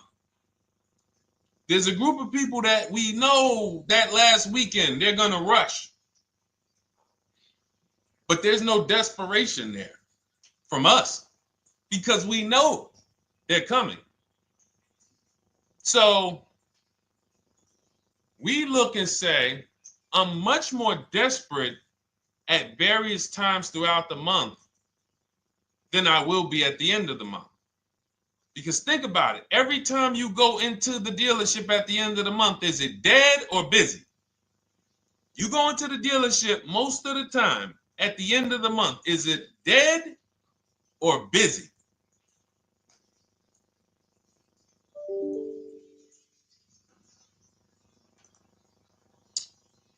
Thank you. It's a zoo. It's a zoo. Customers everywhere. That means all the car salesmen are not worried about making a deal. In fact, they're looking at you and saying, hey, Molly, thank you. Listen, I know the payment's $780 a month. I know you said you wanted to be at $499, but we've been going back and forth. Can you work your way up, get closer to the $780? Because they know now we can take a shot. Because we have some other customers behind you, Molly. Did you see the people walking out? These people just walked out. They're mad. We don't have enough salesmen here. We got people waiting 40 minutes to speak with somebody. Do you think you're getting the best deal when that's the energy? Yes or no? Let's just be honest here. See, you might forget some of the lessons that we teach if you don't have our books and if you're not in our video checklist and coaching. You might forget some of the lessons, but hopefully you won't forget the stories. So you walk in the dealership at the end of the month, the place is a zoo. It's people everywhere. They're ringing bells. They got the big clown, donuts around. Hey, you want a donut? Do we think there's desperation? Thank you, Sheila. Thank you, Molly. There's no desperation here. And they don't magically wait till the end of every month to hit their numbers.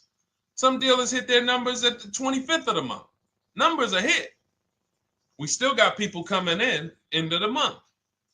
So What we want to do to answer the question is we want to be positioned. What I like you to do, for those of you who are in an emergency situation, you need a car in a week, in 2 weeks, that's fine. Everything we teach can guide you. We've had people who got their cars in 3 days. Like that's not something that is let's see. This is my second go around, much easier, more relaxing experience. Calculator definitely helps. Turned in my CRV, got a 2022 Marcus, some dealers wouldn't do. Somebody, I wanted to read you somebody who got their car in like 3 days, 5 days. That's normal. Again, like I said, we're not taking you to car college here. Like you know, our step-by-step programs can get you to your cars in less than a week, 90 minutes. But you don't want all your car shopping to be emergencies, because here's where you want to be. You want to be able to say no for up to 3 months. Reason is, there's a group of people that walk into the dealerships. They're there right now. They're desperate. They're giving off desperate energy. They can't say no. They back themselves into a corner for whatever reason. If their leases are up, maybe they don't know you can get an extension. If your lease is up this month, you can call. You can get yourself an extension for 1 month. Some leases will be extended up to 3 months, up to 6 months. Those of you who have cars and you're like, Deshone, I'm shopping for a new car, but I don't need it. I just, my car still got some life to it, but, I want to look for something new. This is a position of power to be in. This is where you want to be. You want to be able to say to yourself, all right, let me look at the offers this month in May. All right, I'm going to follow up next month because the offers change. The used car market changes. The lease prices change. The dealer desperation, it changes. I'm not letting tariffs push me into doing something and making a bad deal. I'm not doing it. I'm not worried about tariffs coming, because there's going to be deals no matter what. If the prices of the new cars go up, what happens to the prices of our used cars that we're going to be selling? See, that's how we really won during COVID. Some people who've been with me since 2021, that's how we were winning. My man John Shaw, he was one of the first people. David Isaacs came in, got his BMW. Yes, the lease prices were slightly higher back then. We were still getting under 1.5. We were still getting 1.4. John got a 1.2 on a Jeep Wrangler, but we were selling our old cars for 8, 10, 12 grand more than they would be worth today. So even if the new car market goes up, we know how to maximize the prices of the cars we're getting rid of, and we're going to offset it. So we want to position ourselves to be able to say no. That is the strength. That's the leverage where we can say, you know what? All right, I'm going to follow up next month. Now we're telling the dealers right up front, hey, call me. I'm good between now and June 18th. I'm good between now and July 20th. So now what those dealers say is, okay, this is a serious customer. By the way, we have all this in templates. In my book, you fill out the template, you fill in, here's the day you can buy a car. This is your deadline. When we blast it out, these are things you can call dealers and you can tell them, hey, I'm good between now and anytime before the summer. Call me if you get a black one with the red seats and this package in it. If you want to call around, you want to do it that way, you could do that. But what you're letting them know is, call me when you want to make a deal. I can make a deal today. Let me see the numbers today. Great. All right. If sometimes you'll see that a car is a little bit out of the range we want it to be in, you might say, man, I'm looking for it to be around, 505. This thing's coming in about 550. Okay, maybe I'll check next month, see if the program gets better. You might say, all right, dealers are saying to some of you shopping for cars that maybe every dealer is not going to have it. When you reach out to the dealers, only 5, 6 dealers have it. But they say, hey, I got something coming in May. I got something coming end of May, June. Is that good for you? See, they're desperate customers. They can't say yes to that because they back themselves into a corner. But you guys now operating with a 90-day shopping cycle. If a deal comes today, I'm jumping on it. But if you got something coming next month, I'm jumping on that. Call me when you're desperate. Call me when y'all have that meeting. Hey guys, we're way behind. Listen, we need a deal. I'll take any deal right now. Hey, is that person that Sheila McCauley, you know, that last month, her number, we couldn't make that deal last month. Did she get a call yet? Hey Sheila, did you get a call yet? No, I'm still waiting. Okay, great. We can get to your number now. Perfect. Thank you. Positioned. So we want you to be positioned when you use what we teach, whether it's the Cars from Home digital book, whether it's the Shop with Deshone. For those of you who are like, Deshone, let's do this together. I want the checklist videos. I want coaching. I want to be able to pop into the Facebook group, ask around. We can't give you that for $24. No author can give you the support. I got tons of books. Dare to Be a Man, In His Steps, Tony Robbins' book. None of these authors can give me support for the price I paid for their book. That just can't happen. But some of you are like, you know what? This is a big investment. I want to make sure I have access to, you know, systems for life. That's the Shop with Deshone done for you video checklist. And then you got coaching direct with me in our Zoom calls every first and third Wednesday. Twice a month we do. And then we got our private Facebook group with 1,600 people. And then some of them are sharp as me. I'm telling you, let's look at, you know, y'all know I brag about Rosalie. If you like Rosalie, if girl got 4 cars in within a year, you know. Her first car was the Infinity. She got her Infinity truck. And I was sharing her a lot last year when she got her Infinity QX60, but she recently shared that she got 3 vehicles. And hold on, where is she at? I just had her up. So this is the people that's in the group. Like, look, 3 vehicles. Big shout out to Deshone the Auto Advisor for making these incredible deals happen. 3 new leases for my sons with only first month's payment down. She got a Nissan Rogue, almost $37,000 vehicle, $399 a month, no money down. Mazda CX-30 Sport, $28,000 vehicle, $28,300, $339 a month. That's a 1.2% lease. And she got a Mazda CX-50 Premium Plus, $40,400 vehicle, $420 a month. 2 1% leases and a 1.2% lease. And the cherry on top, she says, I sold 2 leases. Some of you don't even know you could sell a lease. She said, I sold 2 leases. She had equity. Now, not every lease has equity. But if 8 out of 10 leases don't have equity, then 2 out of 10 do. So if you've just been dropping your leases off at the dealership, hey, here's my old lease. Let me get the new one. Hey, here's my old lease. And you have not assessed the equity. Could there be equity in it? Imagine how much money you've left on the table. Imagine how much, wow, I didn't even know you could sell leases. She sold 2 leases, 2 2021 Elantras, walked away with $6,737 in equity. Deshone, I could not have done this without you. Your program is a game changer. So this is what we want. We want empowered car shoppers. We want people who are not intimidated. I don't care what this market does, whether I need a new car, used car, whether I got bad credit, whether I'm a high mileage driver, it does not matter. We have strategies to make sure you are going to win in this market or any market. Does not matter. Okay? So, for those of you who don't know, the whole show was sponsored by my new digital book. It's called Cars from Home, 7 Steps to Saving Time, Money, and Avoiding Dealerships. It's 5-star rated. Thank you to everyone who's rated it, reviewed it.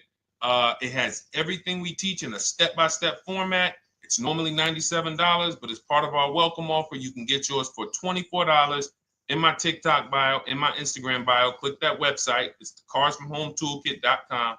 Or we have a link for you guys in the YouTube comments, in the Facebook comments, and you just click the $24 welcome offer, good for 30 minutes. And for those of you who have different learning styles, or if you just want some free advice, we have some links in there for you as well. Whether you are a do-it-yourself type, whether you are do-it-with-me type Deshone, or whether Deshone, I think I qualify for that done-for-you shopping, where I can relax at home and you guys go do that work. Or like I said, you want the free advice, just start with our cheat sheets and you can go from there. Whatever is right for you, you get it done. We just want to move you from anxiety, from, oh, I don't know what to say, from watching people online who call dealers and negotiate. Hey, take off $5,000 so I can have a viral video. And now you're talking to an 80% dealer. So the 80% dealer has the $5,000 to take off. So you look like, hey, yeah, see, I just got them to take off $5,000. We don't negotiate with dealers with fake fees. Like there's a saying, we don't negotiate with terrorists. Cars from home, we don't negotiate with dealers with fake fees. None of that stuff matters, because what you want us to think is, look, see, I took off all of this money. Don't you want to buy the car now? But you took off the fake money. Had we been talking to a 20% dealer, what money are they taking off? The real money. The real money. So if we have two dealers, well, let's say 8, because y'all know I use the 80%. So the 80% are over here. The 20% are this small group over here that we got to find. Now, the 80% are starting so high that when they take off all the money, it's fake money. We marked up our cars. We got platinum kits on them. We got the Hertz service plans on them, and the Simonized kit and the low, all of that stuff. Okay, so yeah, we done took off 5,000 for you, but 4,000 of it was fake. Meanwhile, this 20%, they don't have the fake. So when they take off 4,000, it's real 4,000. And we over here talking to these people. Hey, take off all that fake money. See, guys, you can do this too. So listen, we bidding is the way to go. You cannot negotiate your way to a below market deal, but you can get bids and it will make your life easier. You'll start to enjoy your car shopping. You'll start to feel like you're empowered. You're the prize. Someone won your business. They won your loan. They won the opportunity to buy your car. You are the prize. So that's what it's about. So we are here Monday through Thursday, 12 noon. Make sure you meet us live, or tell your friends and family who are shopping, hey, hop on this show. We're live on TikTok, Instagram, Facebook, and YouTube. But we will broadcast the show for the rest of the day. So those who want to catch up on some things that you may have missed, or if you just jumped on and you're like, whoa, man, I missed a lot, we'll rebroadcast this show for the rest of the day. But tomorrow we'll be back, which will be Tuesday, May 6th, 12 noon. Meet us here live. Thank you so much. Welcome to the new followers. Thank you to everyone who gave me gifts. Thank you to everyone who bought a book. Thank you for those of you who are in Shop with Deshone. I look forward to your success stories. Always a pleasure.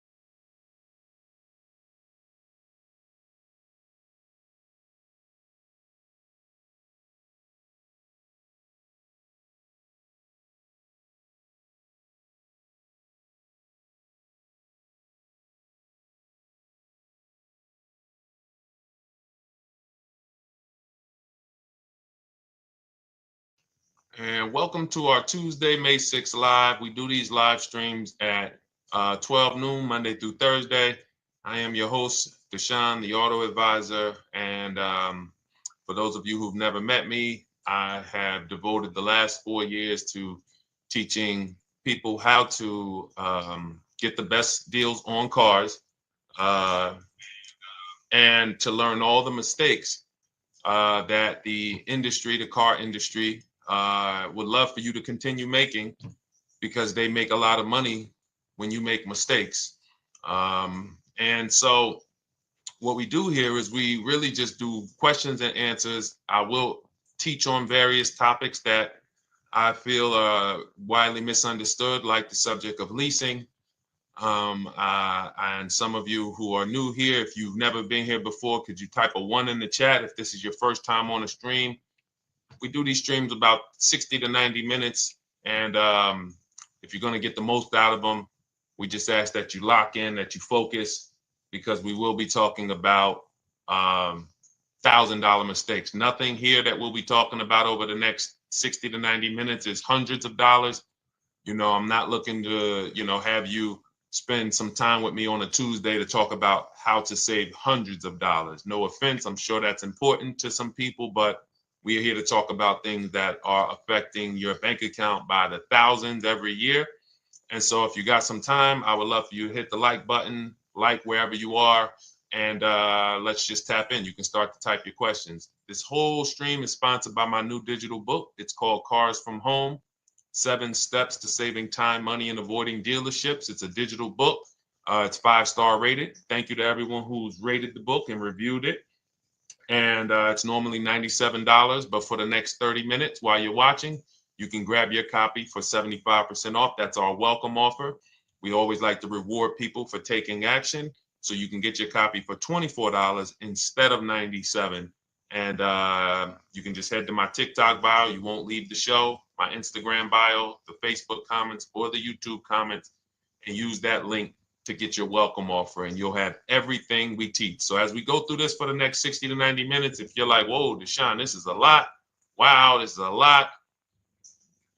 You can grab the book and make sure you have everything that I teach and everything in a step-by-step format. Okay? So I have my man Dolan moderating. Good afternoon. Thank you, Johnny Miller. Good to see you, Lil G. Again, guys, we are live. This is our Tuesday, May 6th live. We're live every Monday through Thursday at 12 noon.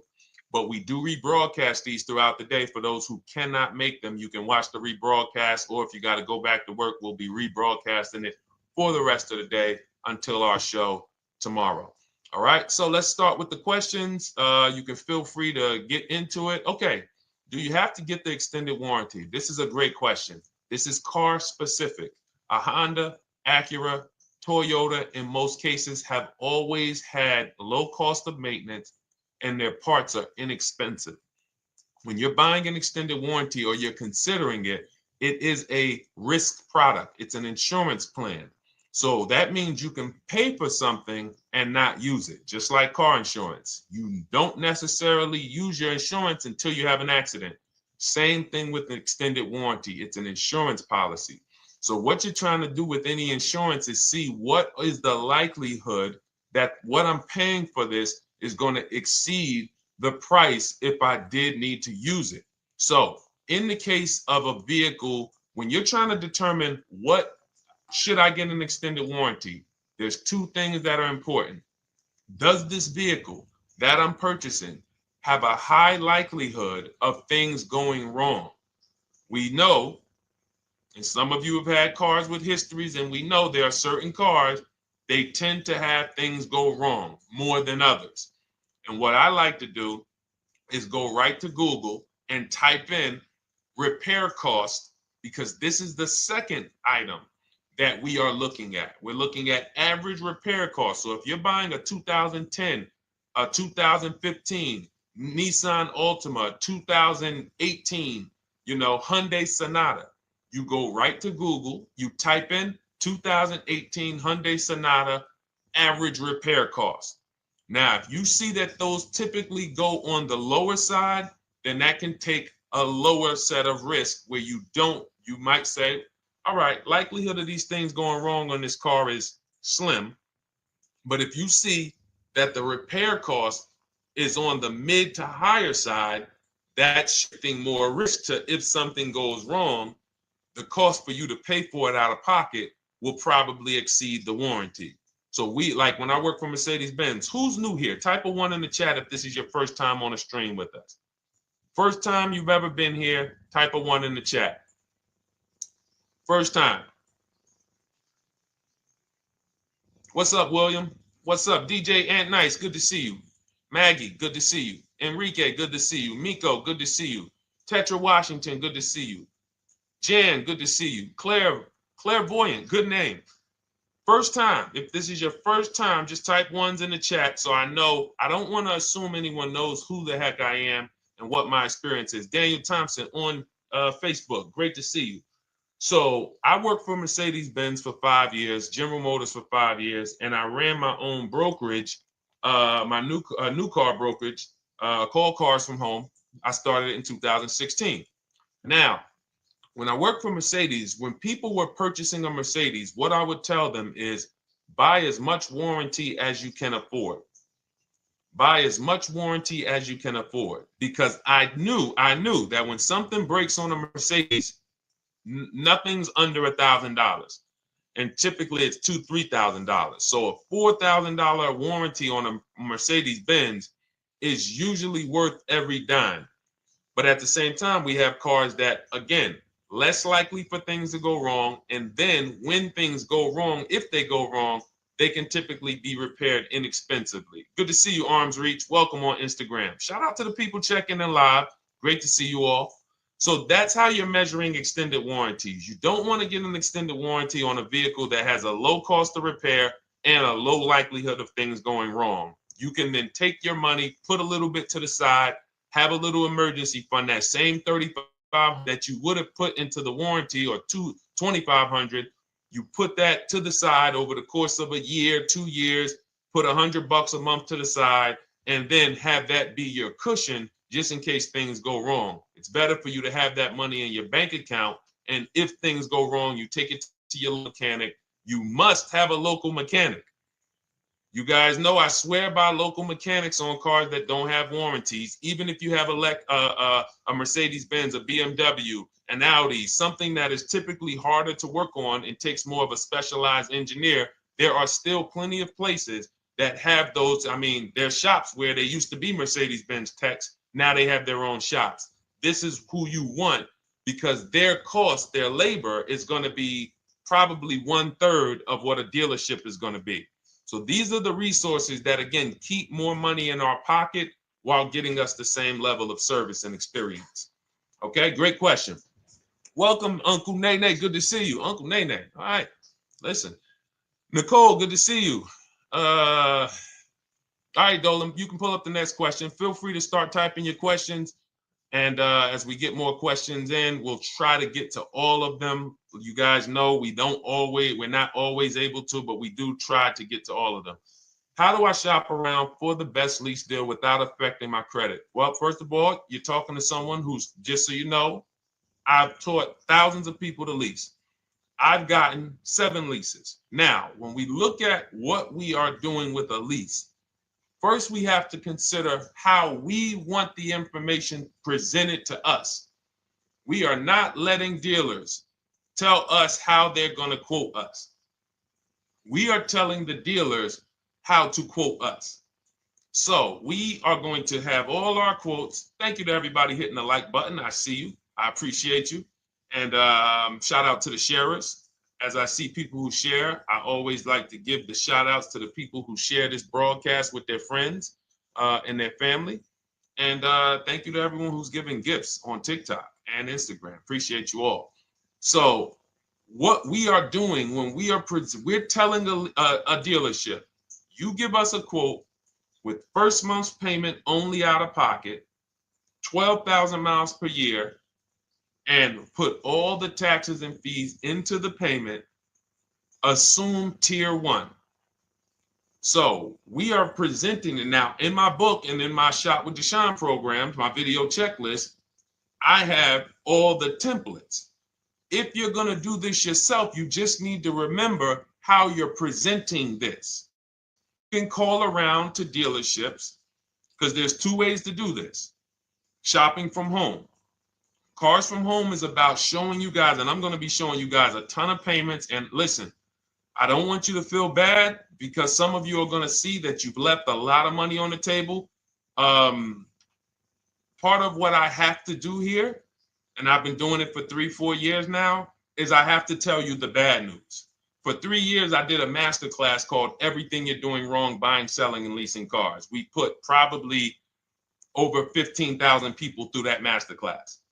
But those were people who were willing to hear the bad news They knew, Deshone, I got to hear the bad news to get to the good news. So as I show the difference in the prices that we get and the people who listen to me get, more than, forget about me, the people who are like you, the people who are on a live, saw a video, and then took action and learned and use our processes, the results they get compared to what you're getting.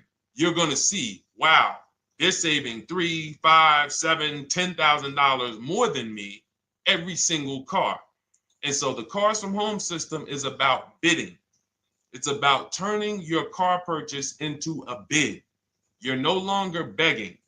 You're no longer going into a dealership and begging one dealer to sell you a car, and then you go to another dealer and beg them, sell me this car, please take my money, please take my money. Meanwhile, you're not seeing the entire market and the people who would compete to get your business and gladly give you the service that you deserve by giving them a $30,000 to $50,000 to $100,000 transaction, which is what your car purchase is. So now so the big thing to understand right off the top is, now I need to learn this bidding. I need to learn to get multiple offers. So you can do this by phone. You want to do this by phone, you can call around, but you must give them that information in order for you to compare the deals the right way. Lynette, good to see you. Christina, good to see you. Melvin, good to see you checking in. Rudolph, I see you. Once you actually give them that information, 12,000 miles per year, first month's payment only, due at signing, taxes and fees in the payment, assume tier one. I want the tier one offer. Even if you think I not qualify. Now, if you got a credit score above 670, all your FICO scores, most of you will qualify for most tier one leases. So you want to see, what does this look like as I get my offers?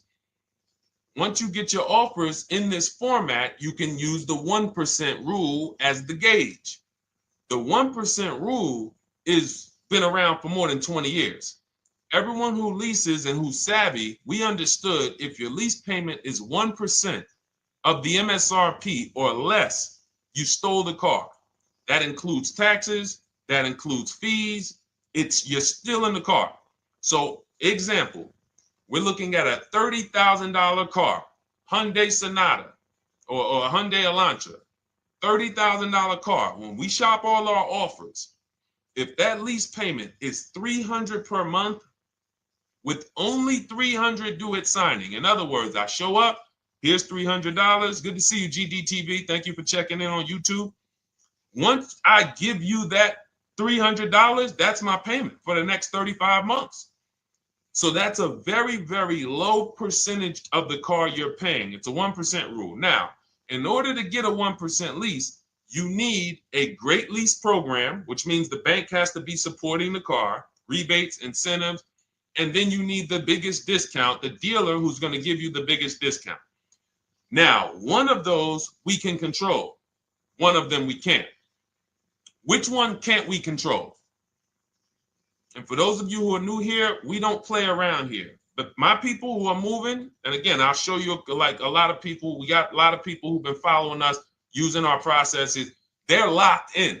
They're not casually on a live here. We're not casually here talking. They are locked in. Like, boom, okay, I hear you. They're answering, they're typing, they're not, vacuuming in the kitchen and trying to hear. You can't do. We're talking about your second most expensive purchase of your life. It's going to be, you got to lock in. You got to challenge yourself to block out the distractions while we're on this stream, because this is your money. And if you don't take your money seriously, the car salesman will take your money seriously. Oh, I like that. Praise the Lord. God is good. You don't take your money seriously, the car salesman will take your money seriously. Man. So, all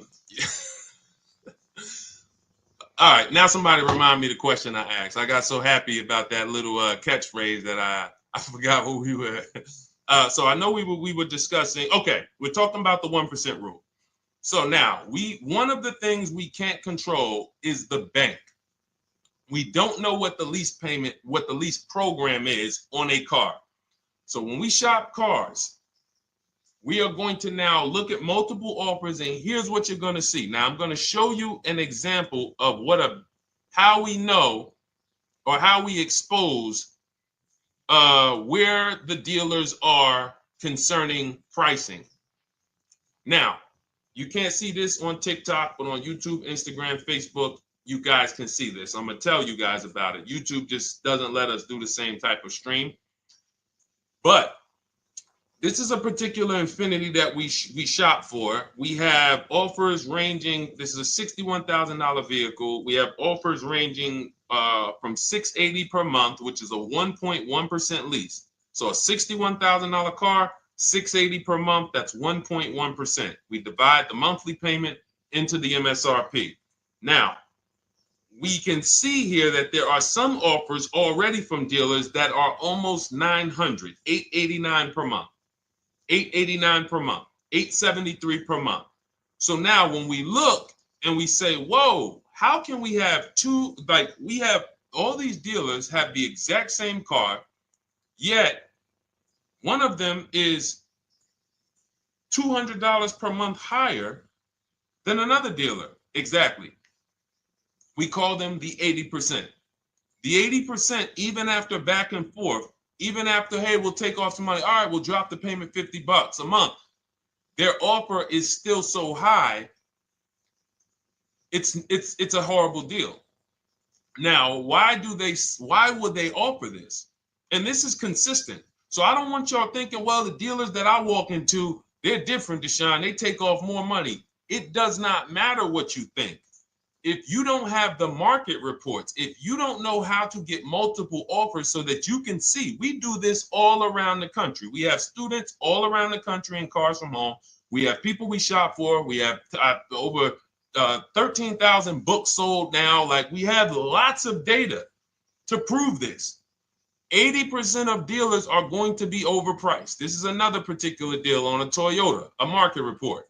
And you guys can see that the out-the-door prices here, list price, $32,000. Out the door price with taxes and fees, $38,000. That means that dealer is charging all types of fees on top of their price.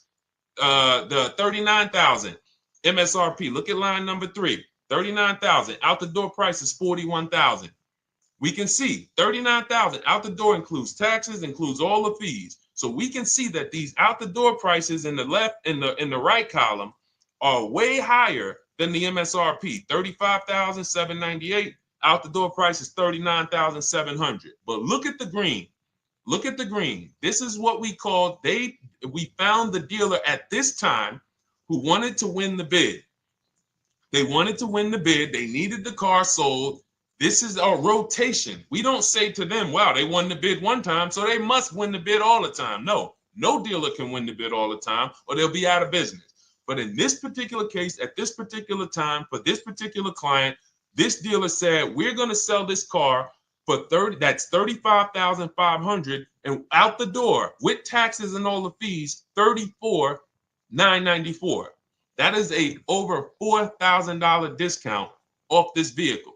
When all the other dealers are, not only are they not giving you a discount, they're charging over list.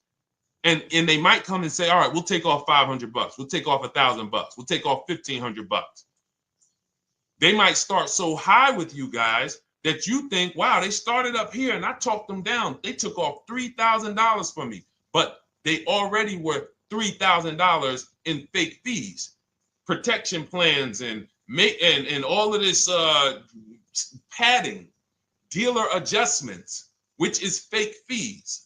So whenever they say, because the dealer gets a minimum of a 6% profit margin, from list to invoice, we have profit. From invoice to holdback to triple net, we have money.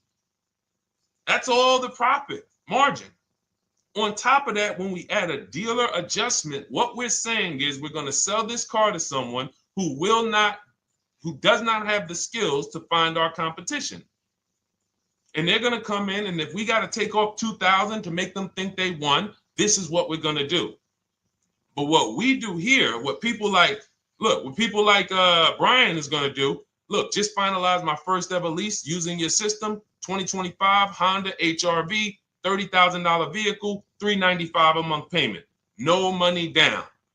His initial quote was $434. He ended up using our calculator, which we have in our book and in our program.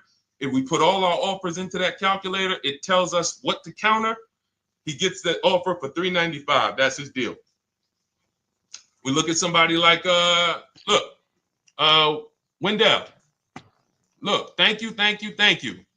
It's the least I can say for your book, Cars from Home. We're still in the middle of the process. Just sold our car today, like 10 minutes ago, for 30% above value. Why? Because he got bids. Look, using the insights from your book. I've read the book multiple times and told many people about it because it's that good. It's so intuitive and insightful. We'll be moving to the next step soon, and I'll write again. So now you heard him say we're moving to the next step soon. Step 2 in my book is the equity assessment. That's when we get bids for the car we have. We get bids. You're going to go to, listen, you should never be trading your cars in. Let me ask you all a question. Do we get the most money for you name me one thing that we get the most money for that thing trading it. Name me one thing. If I had this iPhone, do I get more money trading that iPhone in for another phone, or do I get more money listing it online and selling it to whoever will pay the most? Trading or selling? Let's go. Who's locked in? Tax advantages are very small. I understand you, Ronald, but the tax advantages, we have people that are selling their cars to cash buyers for $3 to $5 grand more than what they can get on trade. A tax value, a tax advantage for the difference is not, it's minimal. Exactly. Thank you, King Carter. You listed. So the money is in the bids and the competition. So going back to this person who asked the question, how do I get the best deal on a lease? It's going to be through multiple offers. That's my 2 favorite words. I would wear them on a shirt if I didn't wear unlearn, relearn.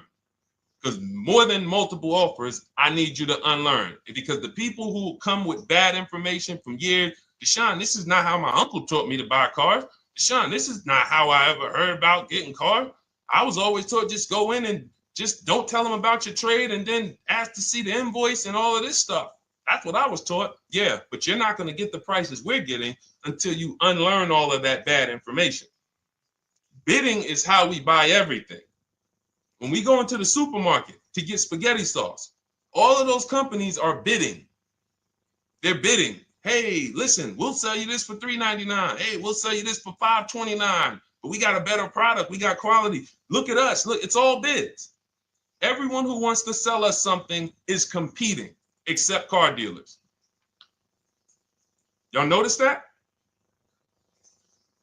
So the mindset that y'all got to have if y'all want to really win and save all of this money and get these huge discounts is I'm going to start purchasing and leasing cars like I buy other things. It's going to be a competition.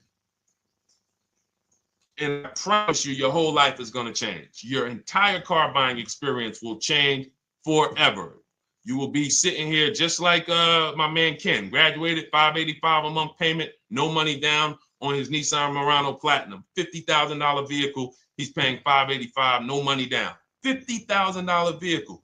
How much would a $50,000 vehicle cost us on a loan if he purchased it?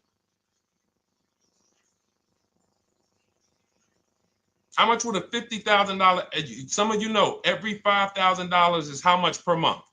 Let me see who's locked in. Who's locked in? Every $5,000 is how much per month on a loan.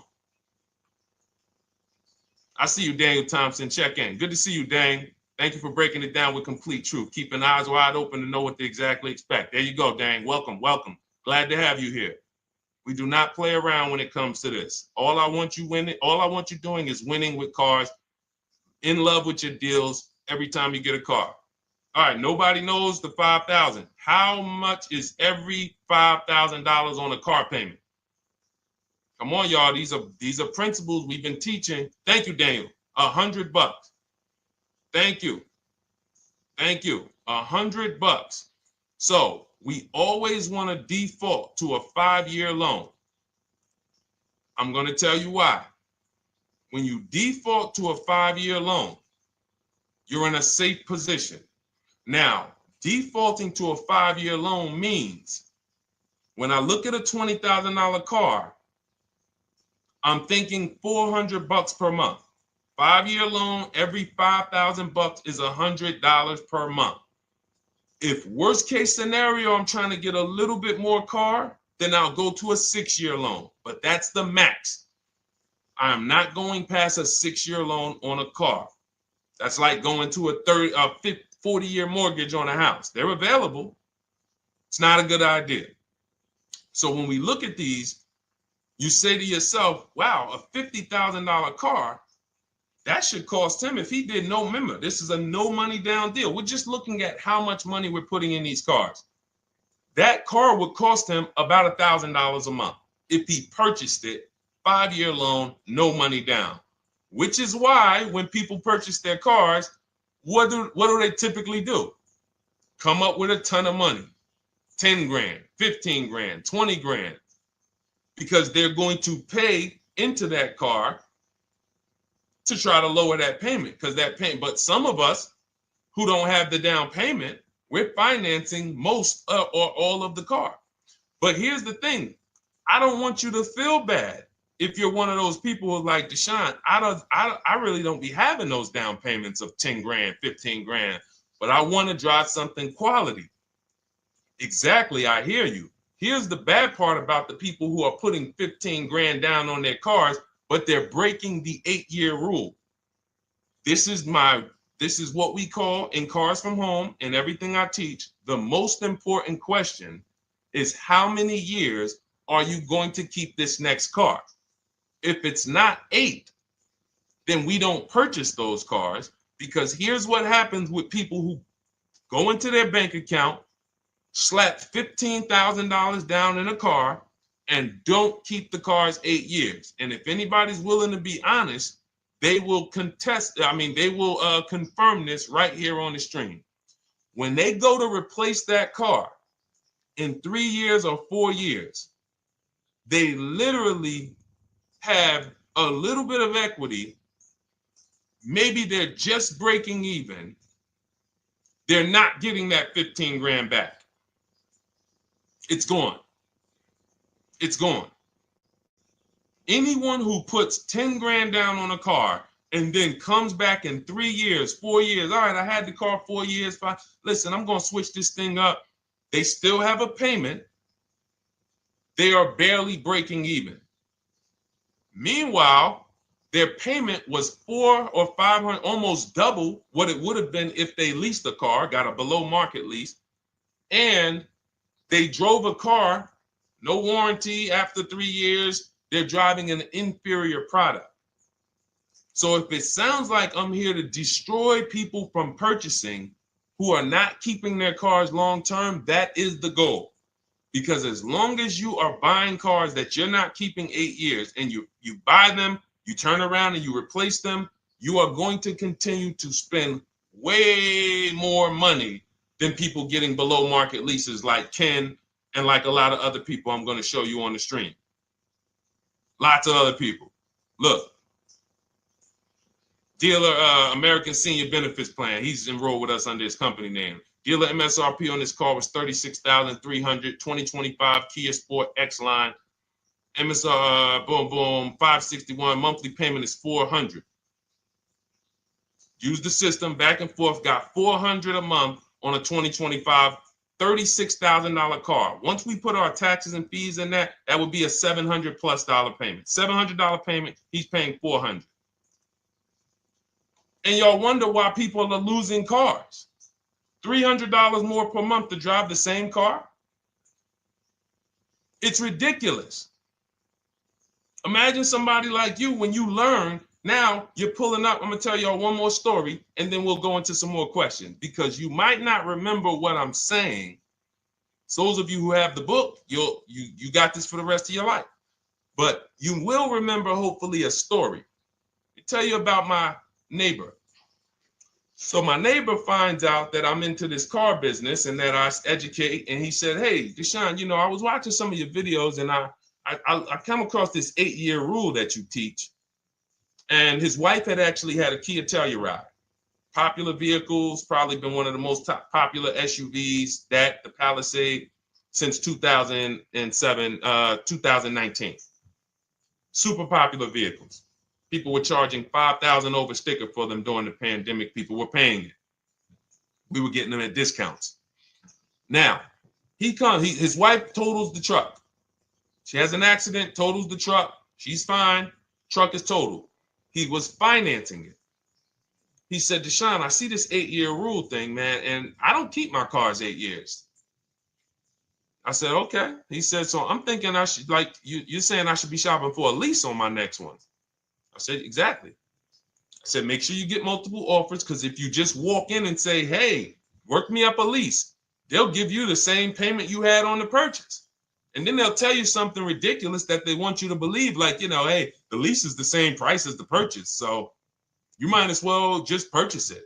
And people believe this stuff. Now, I said, you get multiple offers, stay at home. He calls me, he says, Deshone, I got the new version of the Telluride, new. I'm paying $479 a month. He's $497, and then he said, I think he put down like $1,000, bring it down to $479. $497. He was just paying $800. Do you think anyone can tell him anything about leasing? He's pulling up in the same exact truck. In fact, the newer version. He knows he wasn't going to keep the car long term anyway. He's not going to pay it off and then keep the car and have a paid off Kia Telluride for 10 years. That's not what he does. He keeps them 3 years, 5 years, 7 years, and then he replaces them. So why is he paying $800 a month for years, no warranty, when he could be driving brand new ones for $497 a month, problem free? But as I said, some people are determined to pay more. But the people who, once you get this leasing thing, if you're not keeping your cars, it will change your life. Now, again, I got a car I'm purchasing, we're keeping it. Anything you are buying, keeping 8 years, forget about leasing. It shouldn't be a thing. Who keeps their cars more than 8 years? Let us know. You're an 8+ year person, let us know. In fact, I don't even want to ask, who has a car right now that they've had more than 8 years? And then we'll answer. I want to get Kathy's question too. And then let's get some purchase questions. Let's get some used car questions. Let's get some bank financing questions. We do it all here. But one of the most misunderstood subjects is this leasing thing, and it is costing you guys thousands of dollars every year. And you're driving old cars with no warranties, paying high payments on them because somebody told you you should be purchasing cars. I'm here to tell you they owe you money. They owe you money. All right? So who has a car right now that they've had more than 8 years? Let us know. How many years have you had it? And by the way, for those of you who just joined, this is our Tuesday, May 6th live. We are live every Monday through Thursday at 12 noon Eastern time. So for those of you who are here catching us live, that's when we're live. We will rebroadcast this and replay this show throughout the rest of the day for those who could not catch it, or if you had to jump off, go back to work. You're like, oh, I got to go back to work. You can catch it on the replay throughout the day. But we are live Monday through Thursday at 12 noon.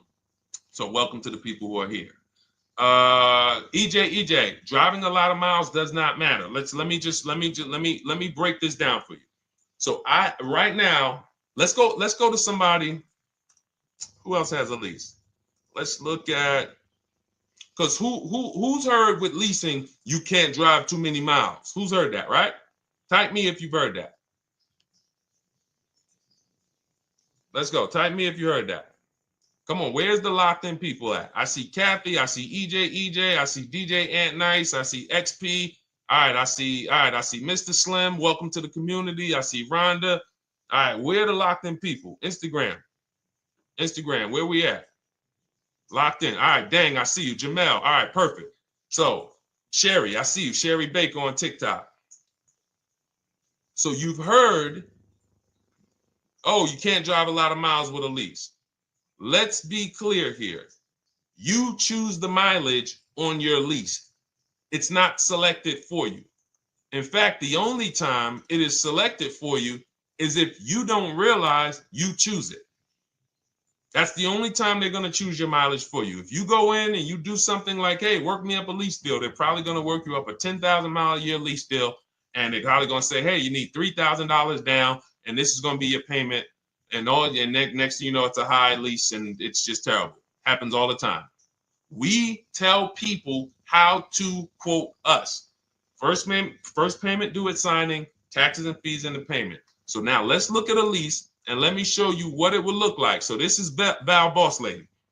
She's in our Shop with Deshone program. Everything that you guys know that we're talking about here, if you're like, hey, I really, really want to go deeper, I want the step-by-step, the blueprint, that's my digital book, Cars from Home, 7 Steps to Saving Time, Money, and Avoiding Dealerships. Normally $97. You get a welcome offer. It's 30 minutes because I want to see you win, and you get 75% off for 30 minutes. If you go to my TikTok bio, Instagram bio, YouTube comments, Facebook comments, click those links, and then click that one that says $24 welcome offer. 30 minutes only, reward for taking action. You have everything we teach, the low market leases, the low market purchases, used cars, bank bidding war, making banks and credit unions bid, all of that, $24. You can, somebody emailed me yesterday, said, I'm $15,000 up with what I've learned from you already. And so if you can get it for $24, you can save tons of money for the rest of your life on a $24 investment. In this case, Val's in our, she's more of a wants to do it with me type. Videos, checklist, she doesn't want to read. That's our Shop with Deshone, do it with me program. I coach people. And so she gets a deal on this particular car. Same information, by the way. Not better information here than the book. It's just different learning styles. So she gets a $51,000 electric vehicle, 2025, beautiful vehicle. She's paying 1.16. So her payment on this car, on this $51,000 car, let's continue to make sure we understand the price of these cars. $51,000 car, her payment is $591. No money down. Now, some of you might say, wow, if I got $591, I'd probably put like $3,000 down, bring it down to $499. You could do that. That's how we can do. We can do that because she already got an incredible deal. Then we're just determining how we want to structure our payment. And thank you for everybody sending me gifts. I appreciate you. Thank you for all the badges. I don't take it for granted. And thank you for everyone who's hit the like button. Those of you who are double tapping the screen. Every time you hit something on TikTok, you like it, you double tap the screen, you keep running those likes up. We appreciate you. It does matter. It helps spread the word. So let's say Val wanted, she's a high mileage driver like EJ. Let's say, EJ, how many miles per year do you drive? 20,000, 25,000? Let us know. I'm gonna show you why. In my book, I have 2 strategies for high mileage drivers. I'll tell it to you guys right now. How many miles a year do you drive, EJ? 25,000, 20,000? Those are both high. Let us know. Or if anybody, else, because, anybody else who's a high mileage driver, let us know. How many miles? 26. All right. Thank you, EJ. So let's just round that to 25 for now. Let's just round that to 25. So let's say instead of her $591 payment for a $51,000 car, now you could shop for a $30,000 car and you can have a 1% payment. If it was, a similar deal, you'd be paying $300 a month. In her case, she has a $51,000 car. She probably wanted a nice SUV that looks beautiful, that some other people are paying $1,000 a month for. She's paying $591. But if she wanted to bump it up to 15,000 miles a year, she'd be paying another $30 more per month. She'd be paying $620. Now, if she wanted to bump it up to 20,000 miles per year, she'd be paying probably another $80-90 per month. So she'd probably be paying $700 to drive 20,000 miles per year. Now, let me tell you guys, because some of you guys who are like, yo, man, those payments are high. We're talking about $50,000 cars here. So if you were shopping for a $30,000 car or $35,000 car, naturally, if we took the same exact numbers, let's take a $35,000 car, 1.16 lease. That's a 406 payment, probably $399. So now, in order to go, and let's say you're a high mileage driver, just like EJ, you want to add another 15,000 miles to your lease. You're probably going from 400 to 550 or 575. But you have all the mileage you need. And here's the beautiful thing about that. If I'm paying $175 more per month, but I get all the mileage I want, and when I drop this thing off, I get a new one, I don't have to worry about negative equity, and I put no money down. That is way better than what most people are doing out here, what everyone's doing. Because I'm gonna tell you what most high mileage drivers do who don't put money down. They will go in, buy a car, take a super long loan, 6 years, 7 years, just so they could afford the payment. Now, here's what happens. They drive the car, they put 25,000 miles a year on it. They come back in 3 years or 4 years, and they say, wow, I got 100,000 miles on this thing already. Let me go and swap out the car. What situation are they in at that point, guys? You put 100, you got a 6-year loan, average loan. You drove 25,000 miles per year. You put 100,000 miles on the car in 4 years. You come back, you still have 2 years of payments left. 15 grand negative equity. I used to see it all the time. Thank you, I am rich. Locked in on Instagram. I see you. Locked in. See it all the time. Every car salesman who has dealt with a normal 25,000 mile high mileage driver that does not keep their cars sees it all the time. They come in, yo, man, what you do for a living? Man, yeah, I do DoorDash, I do Uber. Oh man, I work in sales. You know, I'm on the road a lot. You know, I'm here. You know, all right, I want to replace this thing. I got like 110,000 on it. Okay, you still got a loan on it? Yeah. All right, we already know you got negative equity. Then we appraise the car. All right, the car's worth like 7,000. How much you owe? Man, you owe 19,000. All right, well, what can I do? Can you get me into something? Roll that loss all the way over. On top of that, you finance the car, so your payment is high. You finance the whole car, so you're paying a high payment compared to if you had leased, just literally shop for your leases, added your miles to the lease that you needed. You're paying $175 more per month. You got a brand new car. And I'm going to tell you, I did not make this up. I learned this from someone. A lot of what I'm teaching you, I learned from my clients when I was in the dealership. This guy, I worked at Hyundai for six weeks. Man, this dealership, the owners got indicted. I got out of there. Way before the owner got indicted. It just had straight up highway vibes, like the worst you could ever imagine. As I was in there for 6 weeks, I was a manager. I enjoyed being a manager. We did a lot of deals in my department in 6 weeks. But I said, I am out of this place. Anyway. But I learned something very valuable there. We had a client a customer was returning his lease on his Hyundai Sonata. Guy comes and I'm grounding the lease. I'm doing the paperwork for him. He has 72,000 miles on the car. 72,000 miles. I said, how the heck? I said, you lease this? He said, yeah, I always lease. That's all I do. He said, I used to buy my cars every single time I came. I had to put large down payments, 10 grand, and then I'm still having negative equity when I come to trade it in. I'm having high payments. It's ridiculous. I looked at his payment, and let's say the average payment for a good deal on a Sonata at that time was $300, $325, whatever it was. He was only paying like $550. He was only paying like $150, $175 more per month. He had a 25,000 mile a year lease. And that's what he did. I drive these cars. I'm on the road. Boom, boom, boom. I change my tires. I do my maintenance. 3 years. It's a fixed cost. There's no variable cost. I don't have any surprises. I'm not getting hit with a negative equity bill that I got to transfer, which means when I transfer my negative equity, I get less car on the next transaction. Because if I got to bring over 15 grand of negative equity, that's probably 300 a month that I'm paying for my old car when I get my new car.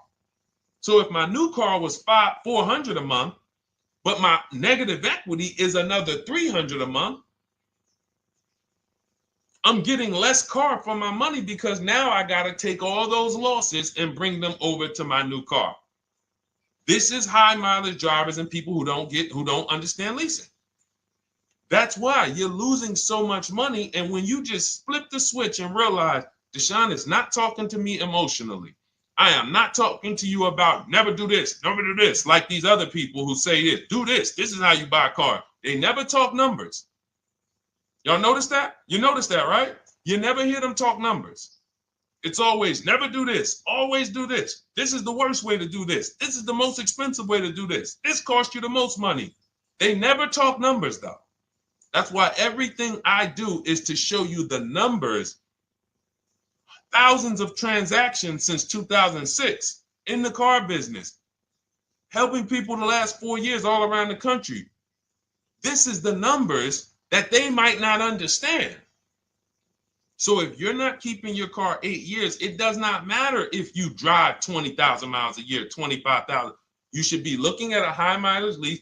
Or my second strategy for high mileage drivers is this, because some of you want a nice car. This is for my people who you're like, man, Deshone, I'm on the road. I got my car that I do my work in. I kind of, slep it around. I don't really want to lease something and then put, that wear on it. I got stuff. I'm throwing bags in the back, whatever it may be. There's a strategy we created called 2 cars, 1 payment.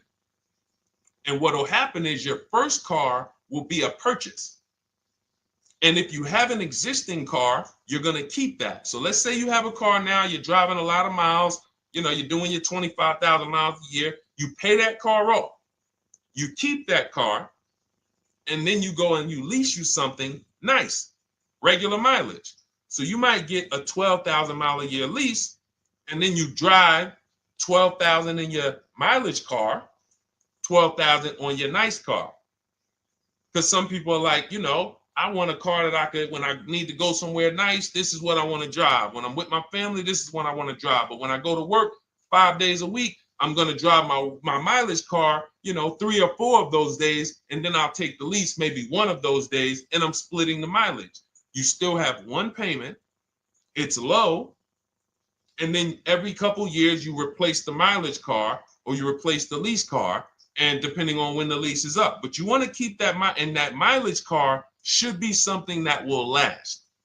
Ideally, something that you can get 200, 300,000 miles a year out of that car, because that's what that car is there for. Man, I'm hopping in this thing, man. Oh, transmission went out at 170,000 miles. Go get you a rebuilt transmission, boom, boom, drop it in there for $2 grand, get another 80,000 miles out of that car, but you still got your lease car and you're just splitting the mileage. Both of those are short-term strategies for high mileage drivers. That is not for long-term people. If you're a long-term person, I keep my cars 8+ years, forget about leasing.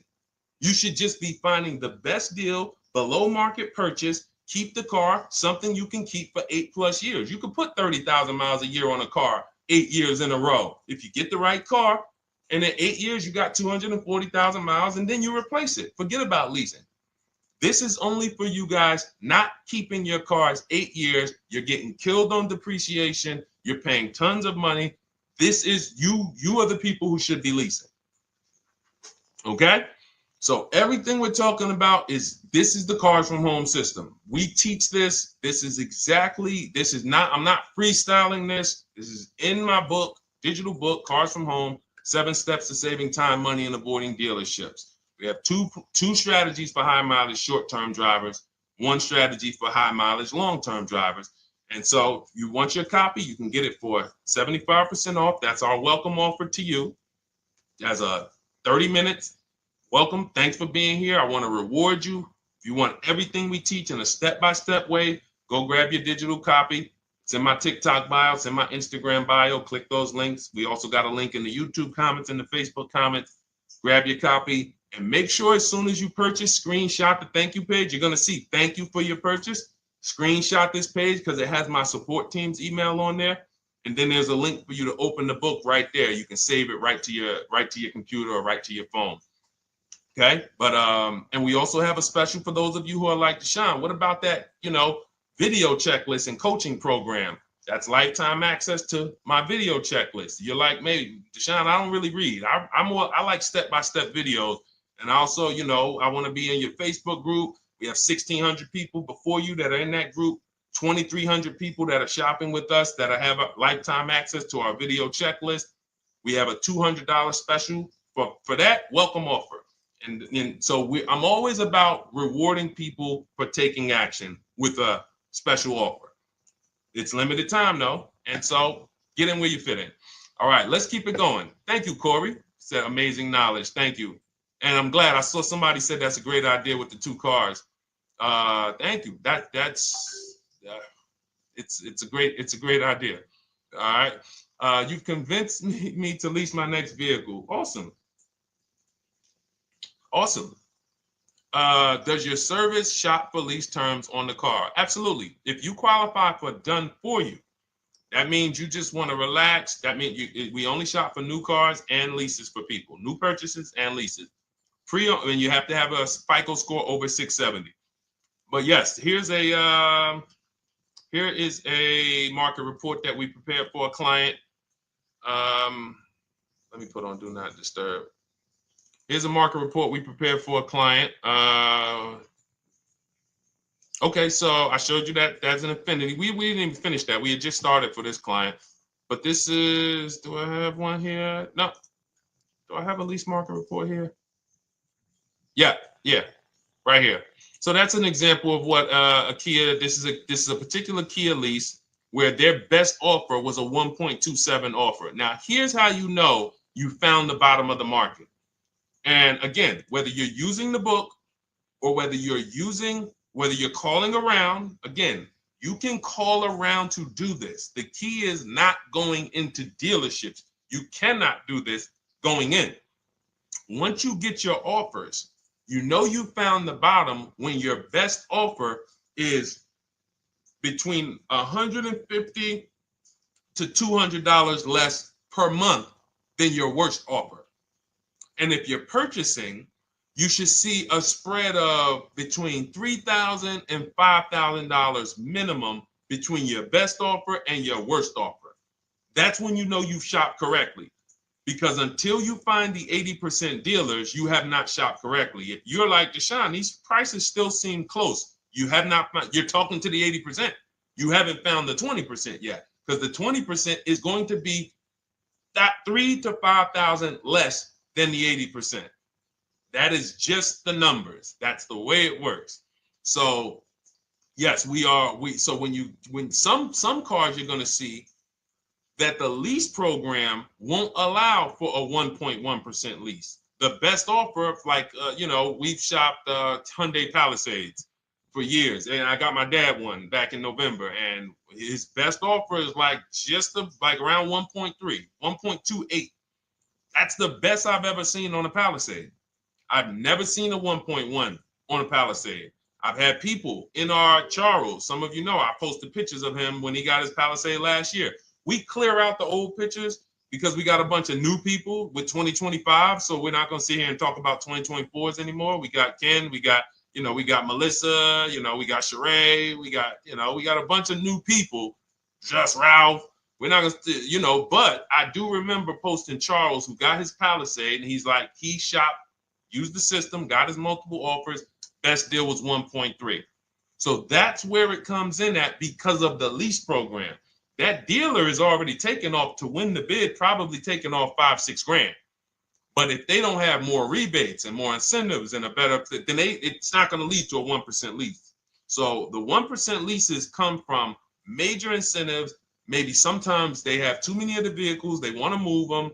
Lots of bank support. But what I tell you is you should be looking for between 1.25 and 1.5. That's how you should budget for a lease, between 1.25 and 1.5. That's a great deal. And if it has a really aggressive lease program, once you get your bids, you're going to see it fall under the 1.25. You see it fall into 1.1, 1.2. but we don't know what the lease program will be until after we shop for that vehicle. Okay? So yes, absolutely. It's an empowering way to shop. It's also fun because you can see, man, I'm not begging anymore. Like these people are like, please do business with me. Please do business with me. And then you start to feel bad for everybody who's still in those dealerships doing it the old way because they're talking to the 80%. There's no way they can win. They don't even know there is an 80% to realize that's who they're talking to. So when the dealer says, all right, I'll take off $4,000, they're like, wow, I won. Man, the dealer took off $4,000. But if they saw the whole market, they would understand that that dealer actually is overpriced by $7,000, $10,000. So taking off the $4,000 means nothing. It's just sad. It's a sad thing. And that's why I spend my time trying to convert you guys from negotiating one-to-one to getting multiple offers so that you can see for yourself. All right. Thank you, Julie, name Richardson. Thank you for sharing. XP got the number 2 gifted badge. Forgive me because I don't really know what that means, but I just know that's what it's saying. So I appreciate it. Thank you, Corey22. Sherry Baker, thank you so much. Number 1 gifted badge. All right, let's go to some more questions. We got some more questions. Dolan, I'm sure you got a lot of them. And what I'm going to do for the rest of the broadcast is just try to do rapid fire questions and answers. Okay. And if you guys want me to go deeper on any particular subject, then just feel free to say, hey, could you go deeper on that? How do you get a car loan with bad credit? Well, we have a resource. It's not our company. We have nothing to do with them. But we always try to stay up to speed on who's financing people with bad credit, because the goal is you don't want a dealer controlling your financing. Somebody just came up to me. He's a neighbor. He's like, aren't you in the car business? I said, well, yes and no. He's like, well, listen, I got a connect to Acura. Anybody you send me, they get anybody approved, I'll give you $1,000. I said, okay, cool. Thanks for the information. For them to give me $1,000 just for sending the customer, and he's also a middleman, he's not a salesman, how much money are they making on the customers? If they're going to give me $1,000 just for sending someone with bad credit to them, how much are they making on the deal? Arms Reach, congratulations. Just got my book. You use it when, please send me your email testimonial.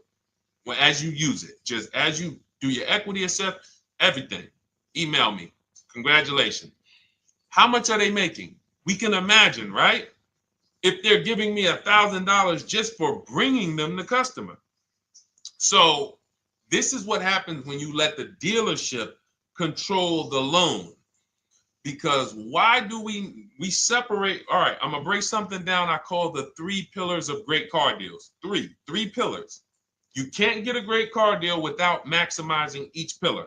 And some of y'all that have been with us for 3 years, y'all already know the 3 pillars.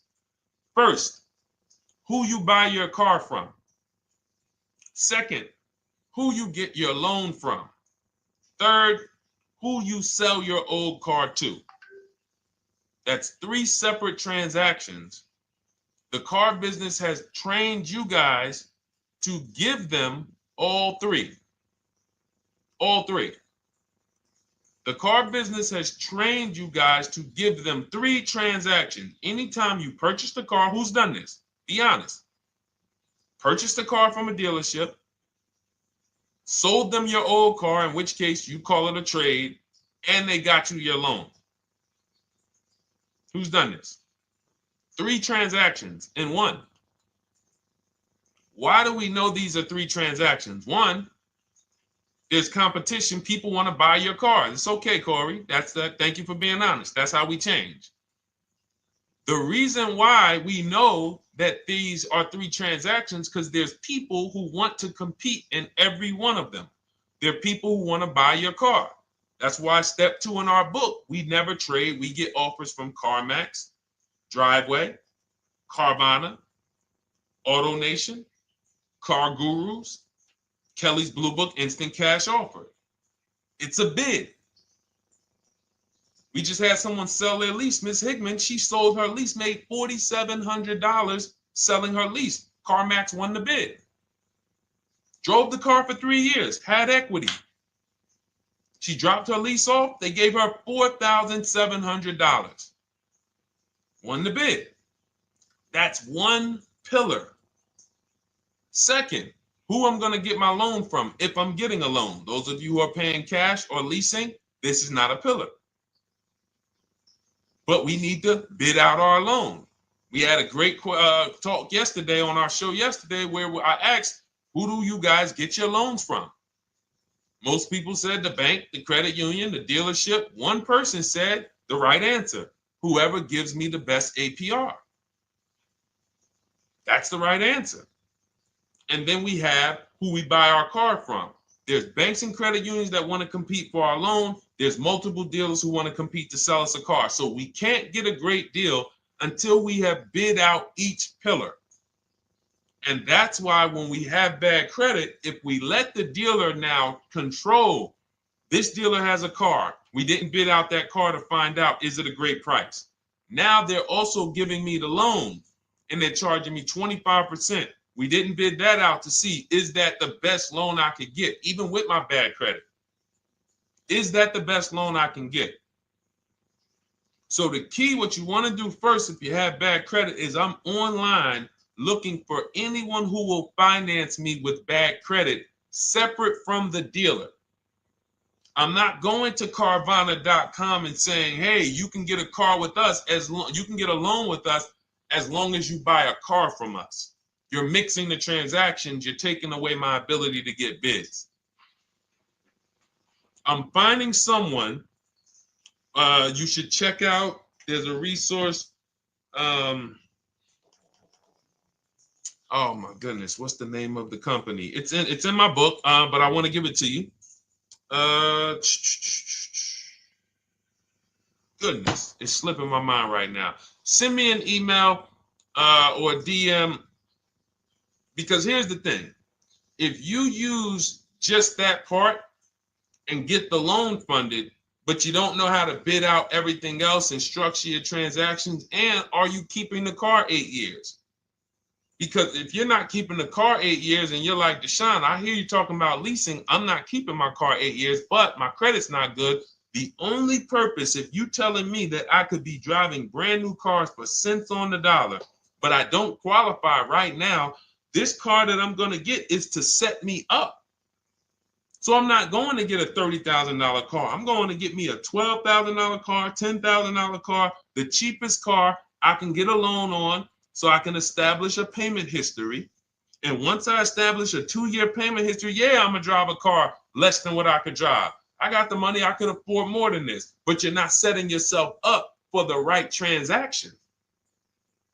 You should be setting yourself up and saying, all right, I'm going to sacrifice with this car, drive something that I know this is not my ideal car, but I'm going to build 2 years of payment history. So when I go and I swap into my lease in 2 years, I'm out with a brand new car. I'm paying cents on the dollar, and I won.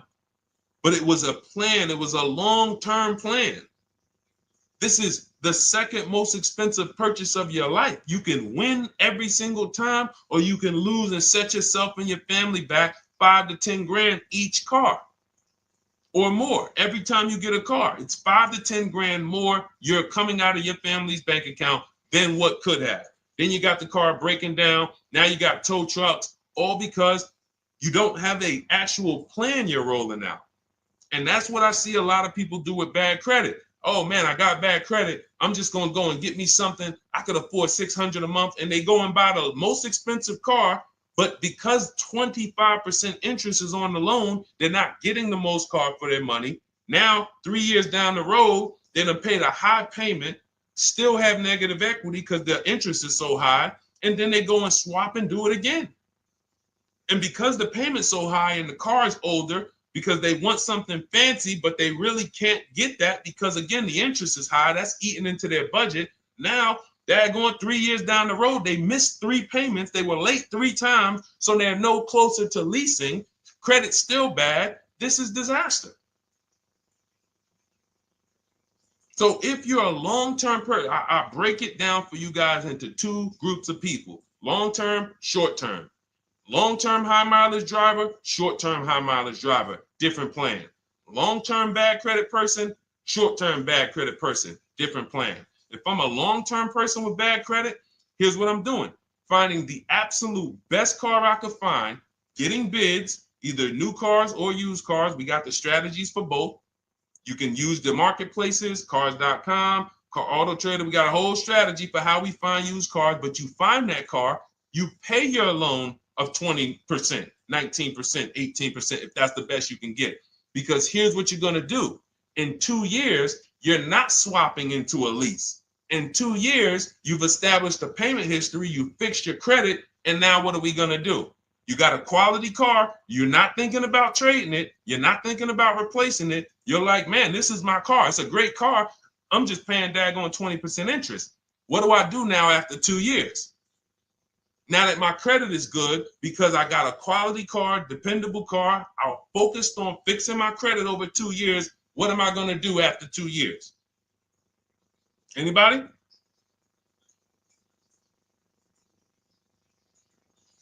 Thank you, Arms Reach. Refinancing the car. Exactly. Exactly. So that's the bad credit long-term strategy. Great car, dependable car, car's not going to break. This car is going to last me 10 years. Right now, when I bought it, 20% interest rate. That was where my credit was. But I worked on my credit. Boom. I'm a 690 now. I'm a 720 now. I'm refinancing that into a short-term, into a shorter-term loan, and I won. Pay this thing off, and I'm going to keep it. Nothing to talk about leasing. Leasing only comes into play where the 8-year rule is concerned. I'm not keeping this next car 8 years. I should be setting myself up to lease, or I should be leasing. That's how I'm going to save the most money, keep the most money in my bank account, have the best car. Not even close. Not even close. All the wins for the purchasers are after 8 years. People are like, man, Deshone, I got a car, man. I had this thing 12 years, man. It's been paid off for 6 years. I ain't had a payment.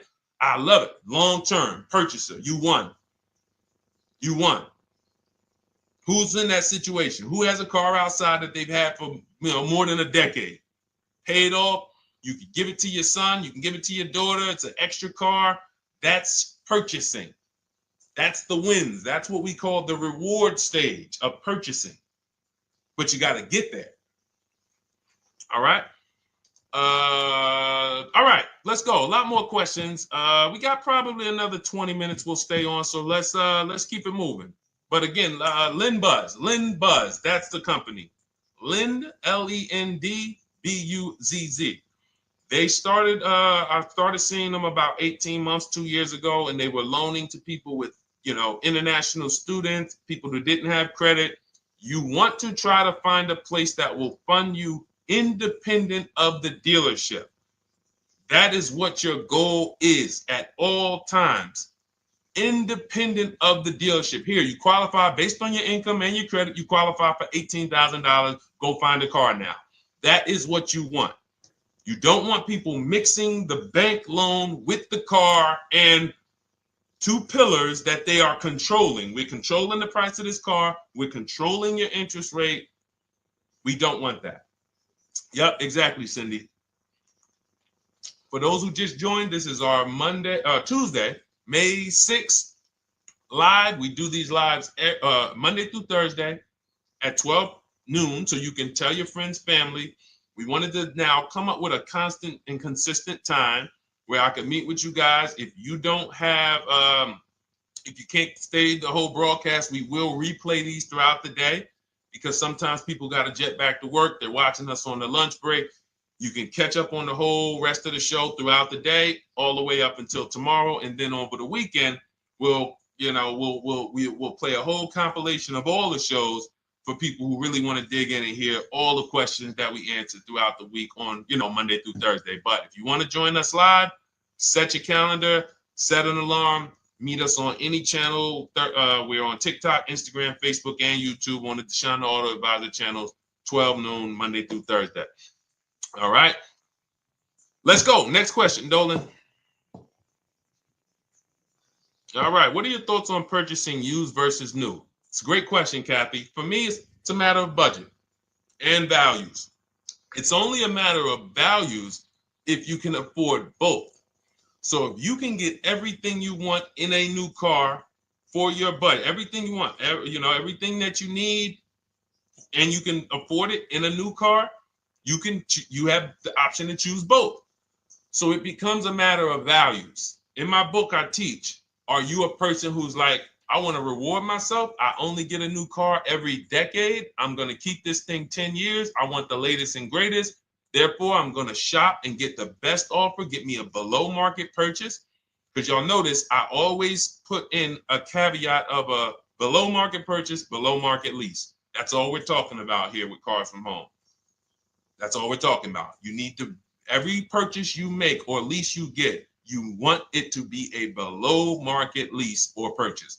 So now, if I could afford both, is it I'm going to reward myself with a new vehicle, or do I have these other values where I actually want to knock 20 to 30 to 40% off the price to get even more for my money?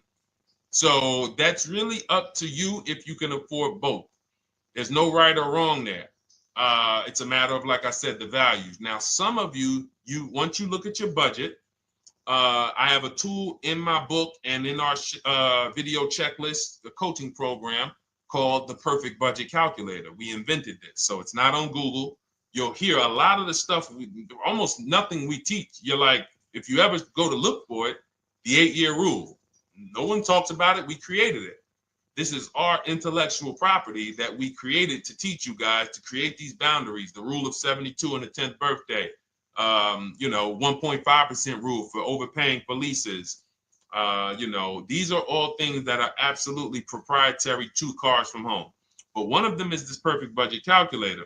Sometimes when we're factoring budgets with most calculators, they don't include fees that we know dealers have. And I'm talking about legitimate fees, tax, documentation fee, motor vehicles. So we're putting our budgets together, but we always get caught out there. Who's had that happen? You got it all figured out. You get to the dealership, you bought the car, and they're like, well, what are you going to do with the fees? Because you got $3,000 in taxes and fees. And you're like, oh, where'd that come from? Sometimes they're lying and sometimes it's legit.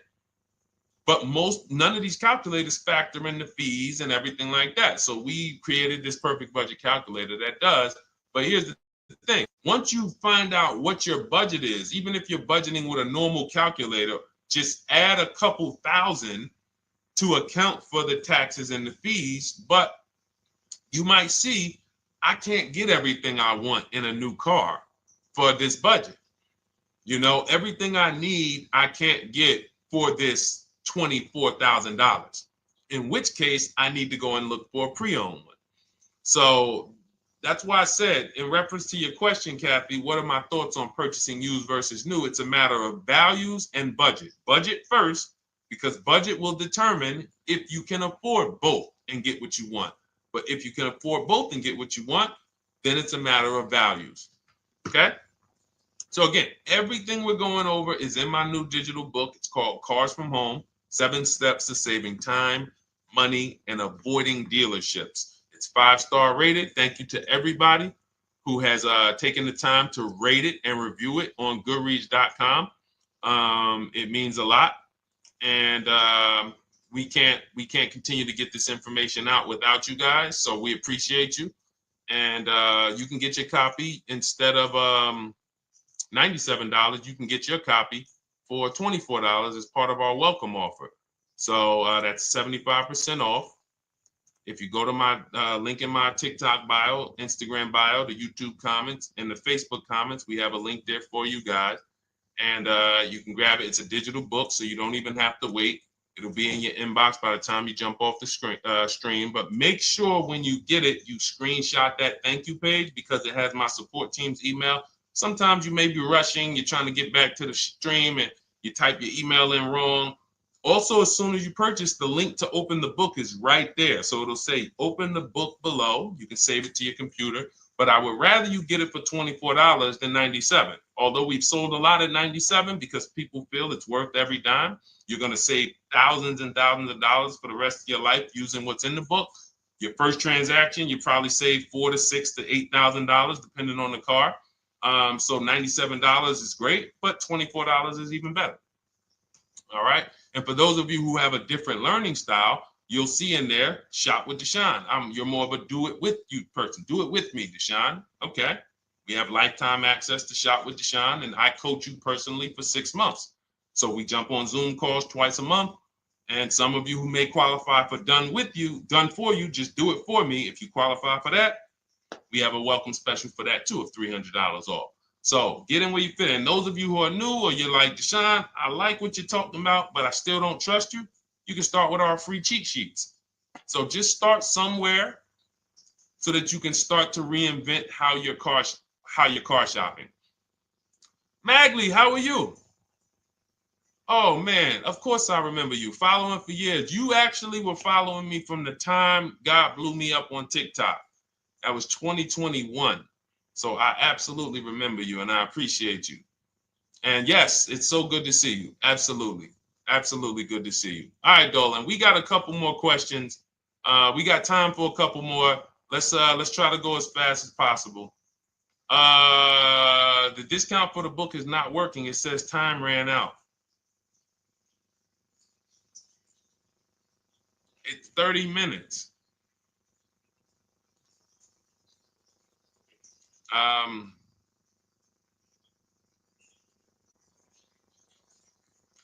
don't know. I don't know. Y'all help me out. I don't know what to do with that. I'm sorry.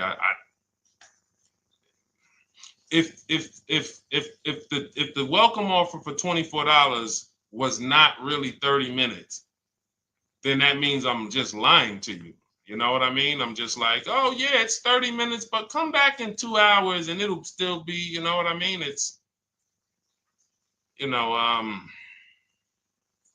start with the cheat sheets. You know what I'm saying? Like start with the cheat sheets. Get yourself your free cheat sheets, and start there. And when you feel better about working with us in some capacity, you go to the next step. Start with the free cheat sheets. All right, let's go, Dolan.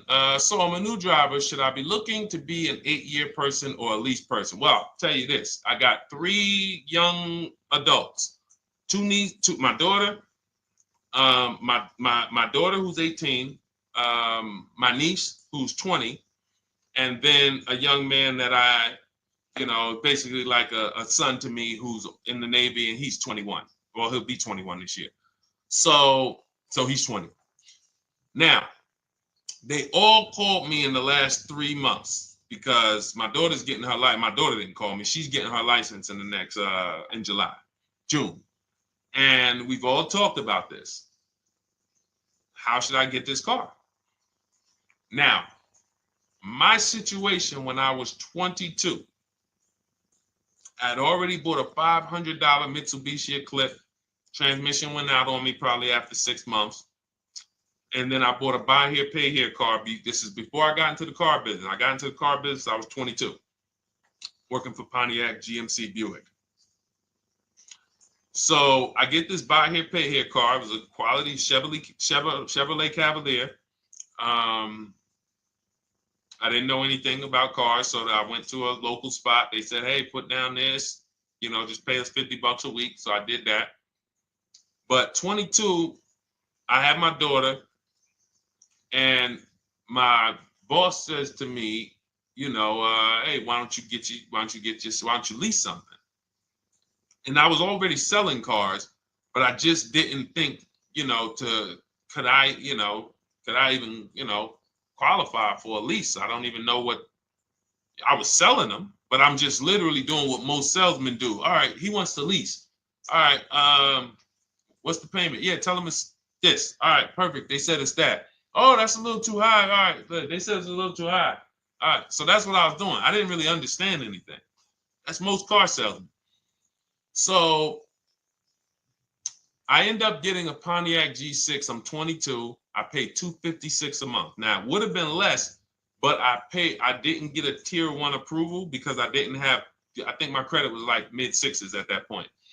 And you know, you really want to be over 670 to get most of the tier 1 approvals.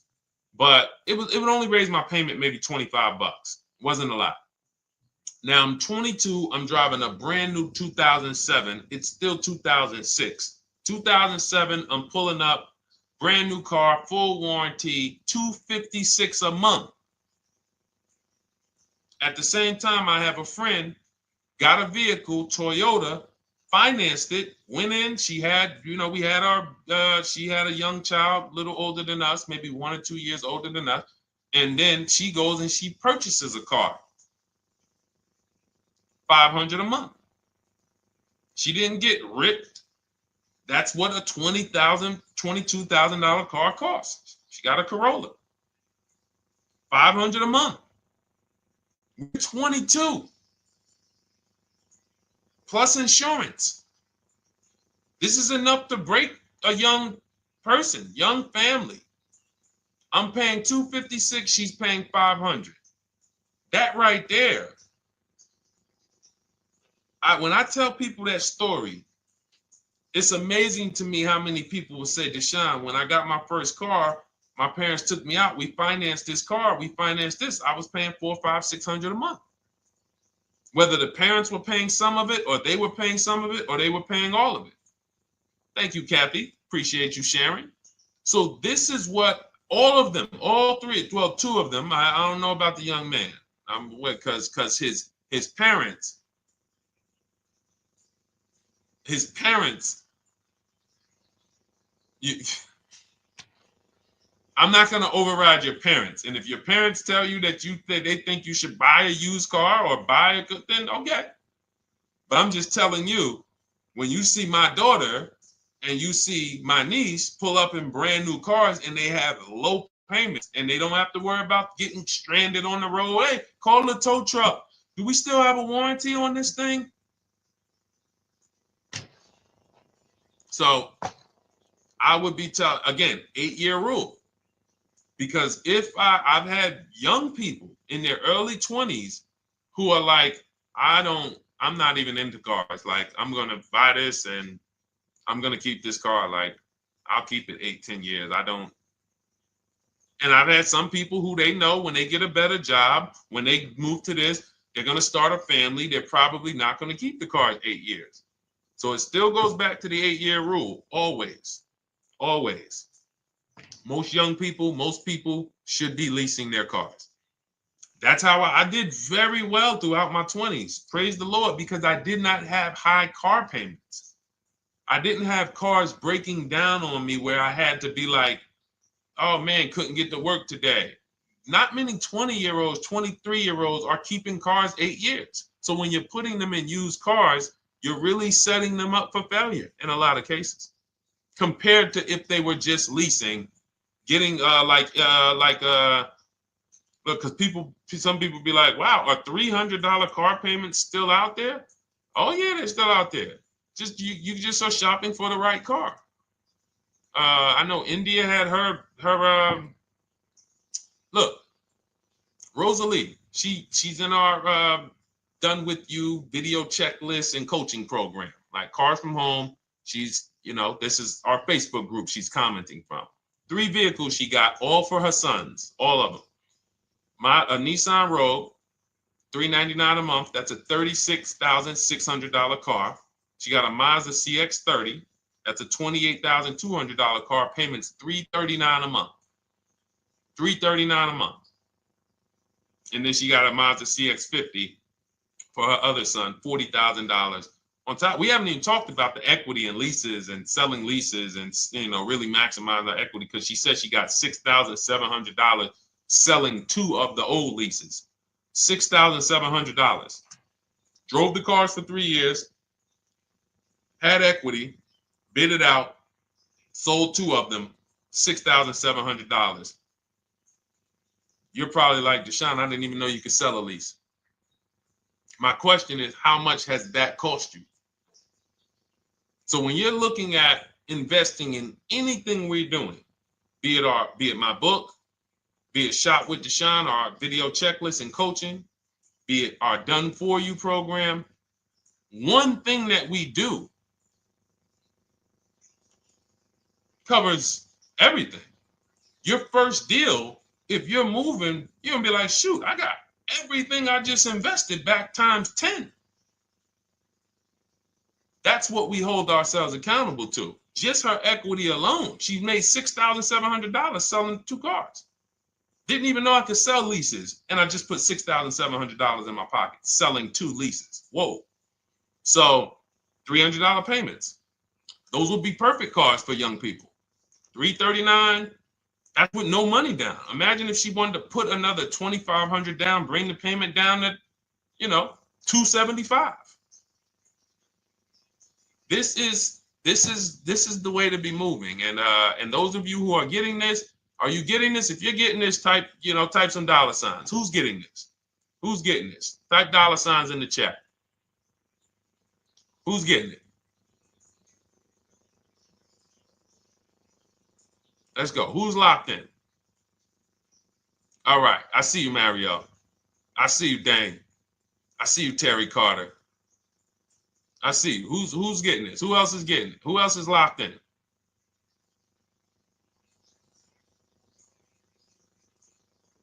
A lot of y'all on here. Listen. I see you, DJ and Nice. I see you, Arms Reach. And I can tell the people that's locked in because they be like, all right, Deshone, you said you're here for 90 minutes. I know we got about 3 minutes left. I mean, I'm hanging for this whole thing. I don't want to miss anything. Shout out to the people that are locked in. All right. Go ahead, Dolan. Should the out-the-door price include your trade? First of all, that's a curse word. All right, we're going to go back to that because I got out of saying that for a while. We do not trade cars. So you probably just popped in maybe about 30 minutes ago on the stream. We were talking about the 3 pillars of great car deals: who you buy your car from, who you sell your car to, who you get your loan from. You in order to get a great deal, a below market deal, you must get a great deal from each one, which means you bid out each one. I bid out, got multiple offers for who I was going to buy my car from. I got multiple offers for who I was going to get my loan from. I got multiple offers for who I was going to sell my car to. I bid out everything, therefore I got my great deal. If you bid out this, but you don't bid out this, and somebody you get an interest rate of 7.1 when you could have got an interest rate of 5.2, you lost $2,000. Depending on the cost of your loan, how much you're financing, you lost $2,000. Yeah, you did a bid on who you bought the car from, or you didn't bid out your trade, therefore you didn't find the highest bidder. You traded your car for 14. Another bidder would have paid you 18. You lost $4,000. So you got to bid out everything. That's why we do not trade. The only people that have to trade are people with a lot of negative equity who can't pay off the difference. And that's why I am the reason for negative equity is not understanding leasing. You buy your cars, take out loans, switch the car. Negative equity. It's literally the reason for negative equity is I should have leased, but I didn't. Now I have negative equity because I'm replacing this car with a loan still on it. So out the door price will not include your other car. And if I was trading a car, then yes, the out the door price would include the trade. But because we do not trade cars, our out the door prices don't include the trade. Let me show you an example of what our out the door prices look like. So these are some spreadsheets for our Done For You program where we shop for clients. You can see here, this is we shop for a Subaru for this particular client. In this case, look, and you can see the MSRPs for this car is an inexpensive car, $27,000, $26,000. Look at the out the door prices, 29, 30, 30, 29, 29. These are all out the door prices with the taxes and fees. So you can see these dealers are giving either no discount or a little discount. 27 out the door price is 30,000. But look at the winner. Look at the winner. This particular dealer won the bid at this particular time They're not going to win the bid all the time. In this particular case, they needed the unit. $27,900 is the MSRP. Out the door price is $27,463. The out the door price is lower than the MSRP. How? Because they took off almost $4,000 in discounts. Almost $4,000 in discount. So every time you shop for your used cars or new cars, this is how you should be shopping. If you're not leasing, this is how you should be shopping. I'm getting multiple offers, out the door prices, comparing who gave me the best offer. Who gave me the best offer? Oh, look, Daniel Thompson said, D, I'm bidding out to sell my car and got a $4,000 swing from the lowest to the highest bid. This is the people who you listen. If I can bring them on and have them talk, they would be talking to y'all about how different this is. I didn't bring you here on a Tuesday afternoon, or you're not watching this. If you're watching the replay later on Tuesday, or maybe, Wednesday morning, we go live at 12 noon, Monday through Thursday. So we replay the show just for everyone who missed it. You can send all your friends, family, go to Deshone the Auto Advisor's pages, watch the replay from today's show. But they know this is, I didn't bring you here to talk to you about hundreds of dollars. We are talking thousands of dollars at all times. There is never anything that we talk about that is hundreds. Let someone else talk to you about how you can save a couple hundred more per month. We might be talking about hundreds per month. That might be the only time we're talking about hundreds, $200 per month. But other than that, which equals thousands. We're not here to figure out how we're going to save $50 this month. No, this is big, huge money. So thank you, Daniel. Thank you for tapping in with that information. So, all right, listen, guys. Everything we teach is in a step-by-step format, because when it's not step-by-step, you'll get overwhelmed. When it's step-by-step, you can challenge yourself to stay right on this step, check it off, move to the next step. Check it off, move to the next step. Step 7 in our Cars from Home process is delivery. Step 6 is paperwork. Step 1 is the most important question, which is the 8-year rule. It's literally called the most important question. 8-year rule. How many years are you keeping the next car? Step 2 is the equity assessment. That's why you heard Wendell in his book testimonial. He said, I just completed the equity assessment and we got 30% more than the book value. Bidding it out. He said, I'm about to move to the next step. So everything we teach is step. Step 3 is deal structure, where we budget and we see, all right, how much car can we afford? What does a good deal look like? Step 4, we go shopping, which is choosing what we want. Shopping, looking, doing. We're not buying it. We're shopping the market. We're test driving. We are literally choosing what we want. Shopping, enjoying shopping. Step 5 is multiple offers. That's when we're in talking to dealers online, getting offers, getting bids. Step 6 is paperwork and protection, to make sure that the offer we got is legit. We tied it up. Paperwork is right. We go over extended warranties, tire and wheel, maintenance plans. Do we need them? Key protection. Do we need any of this stuff? And step 7 is delivery.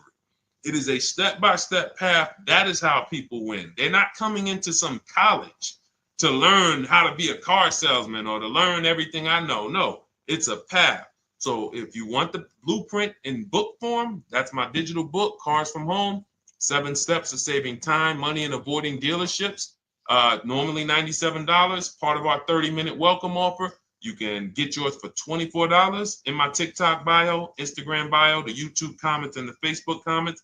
Click those links and then click the special $24 welcome offer. It's good for 30 minutes. And you'll save 75%. If for those of you who are like, Deshone, what about that video checklist? That is our Shop Done With You program. Cars from Home, Done With You. You get lifetime access to everything we teach, all our below market videos, and it's short videos. I want you guys getting cars in 90 minutes. 90 minutes. Not shopping. The shopping might take you longer. Deciding what you want, you might be doing that for 2 months. But once you decide what you want, I want you to be able to get below market deals in 90 minutes. That's how I do it.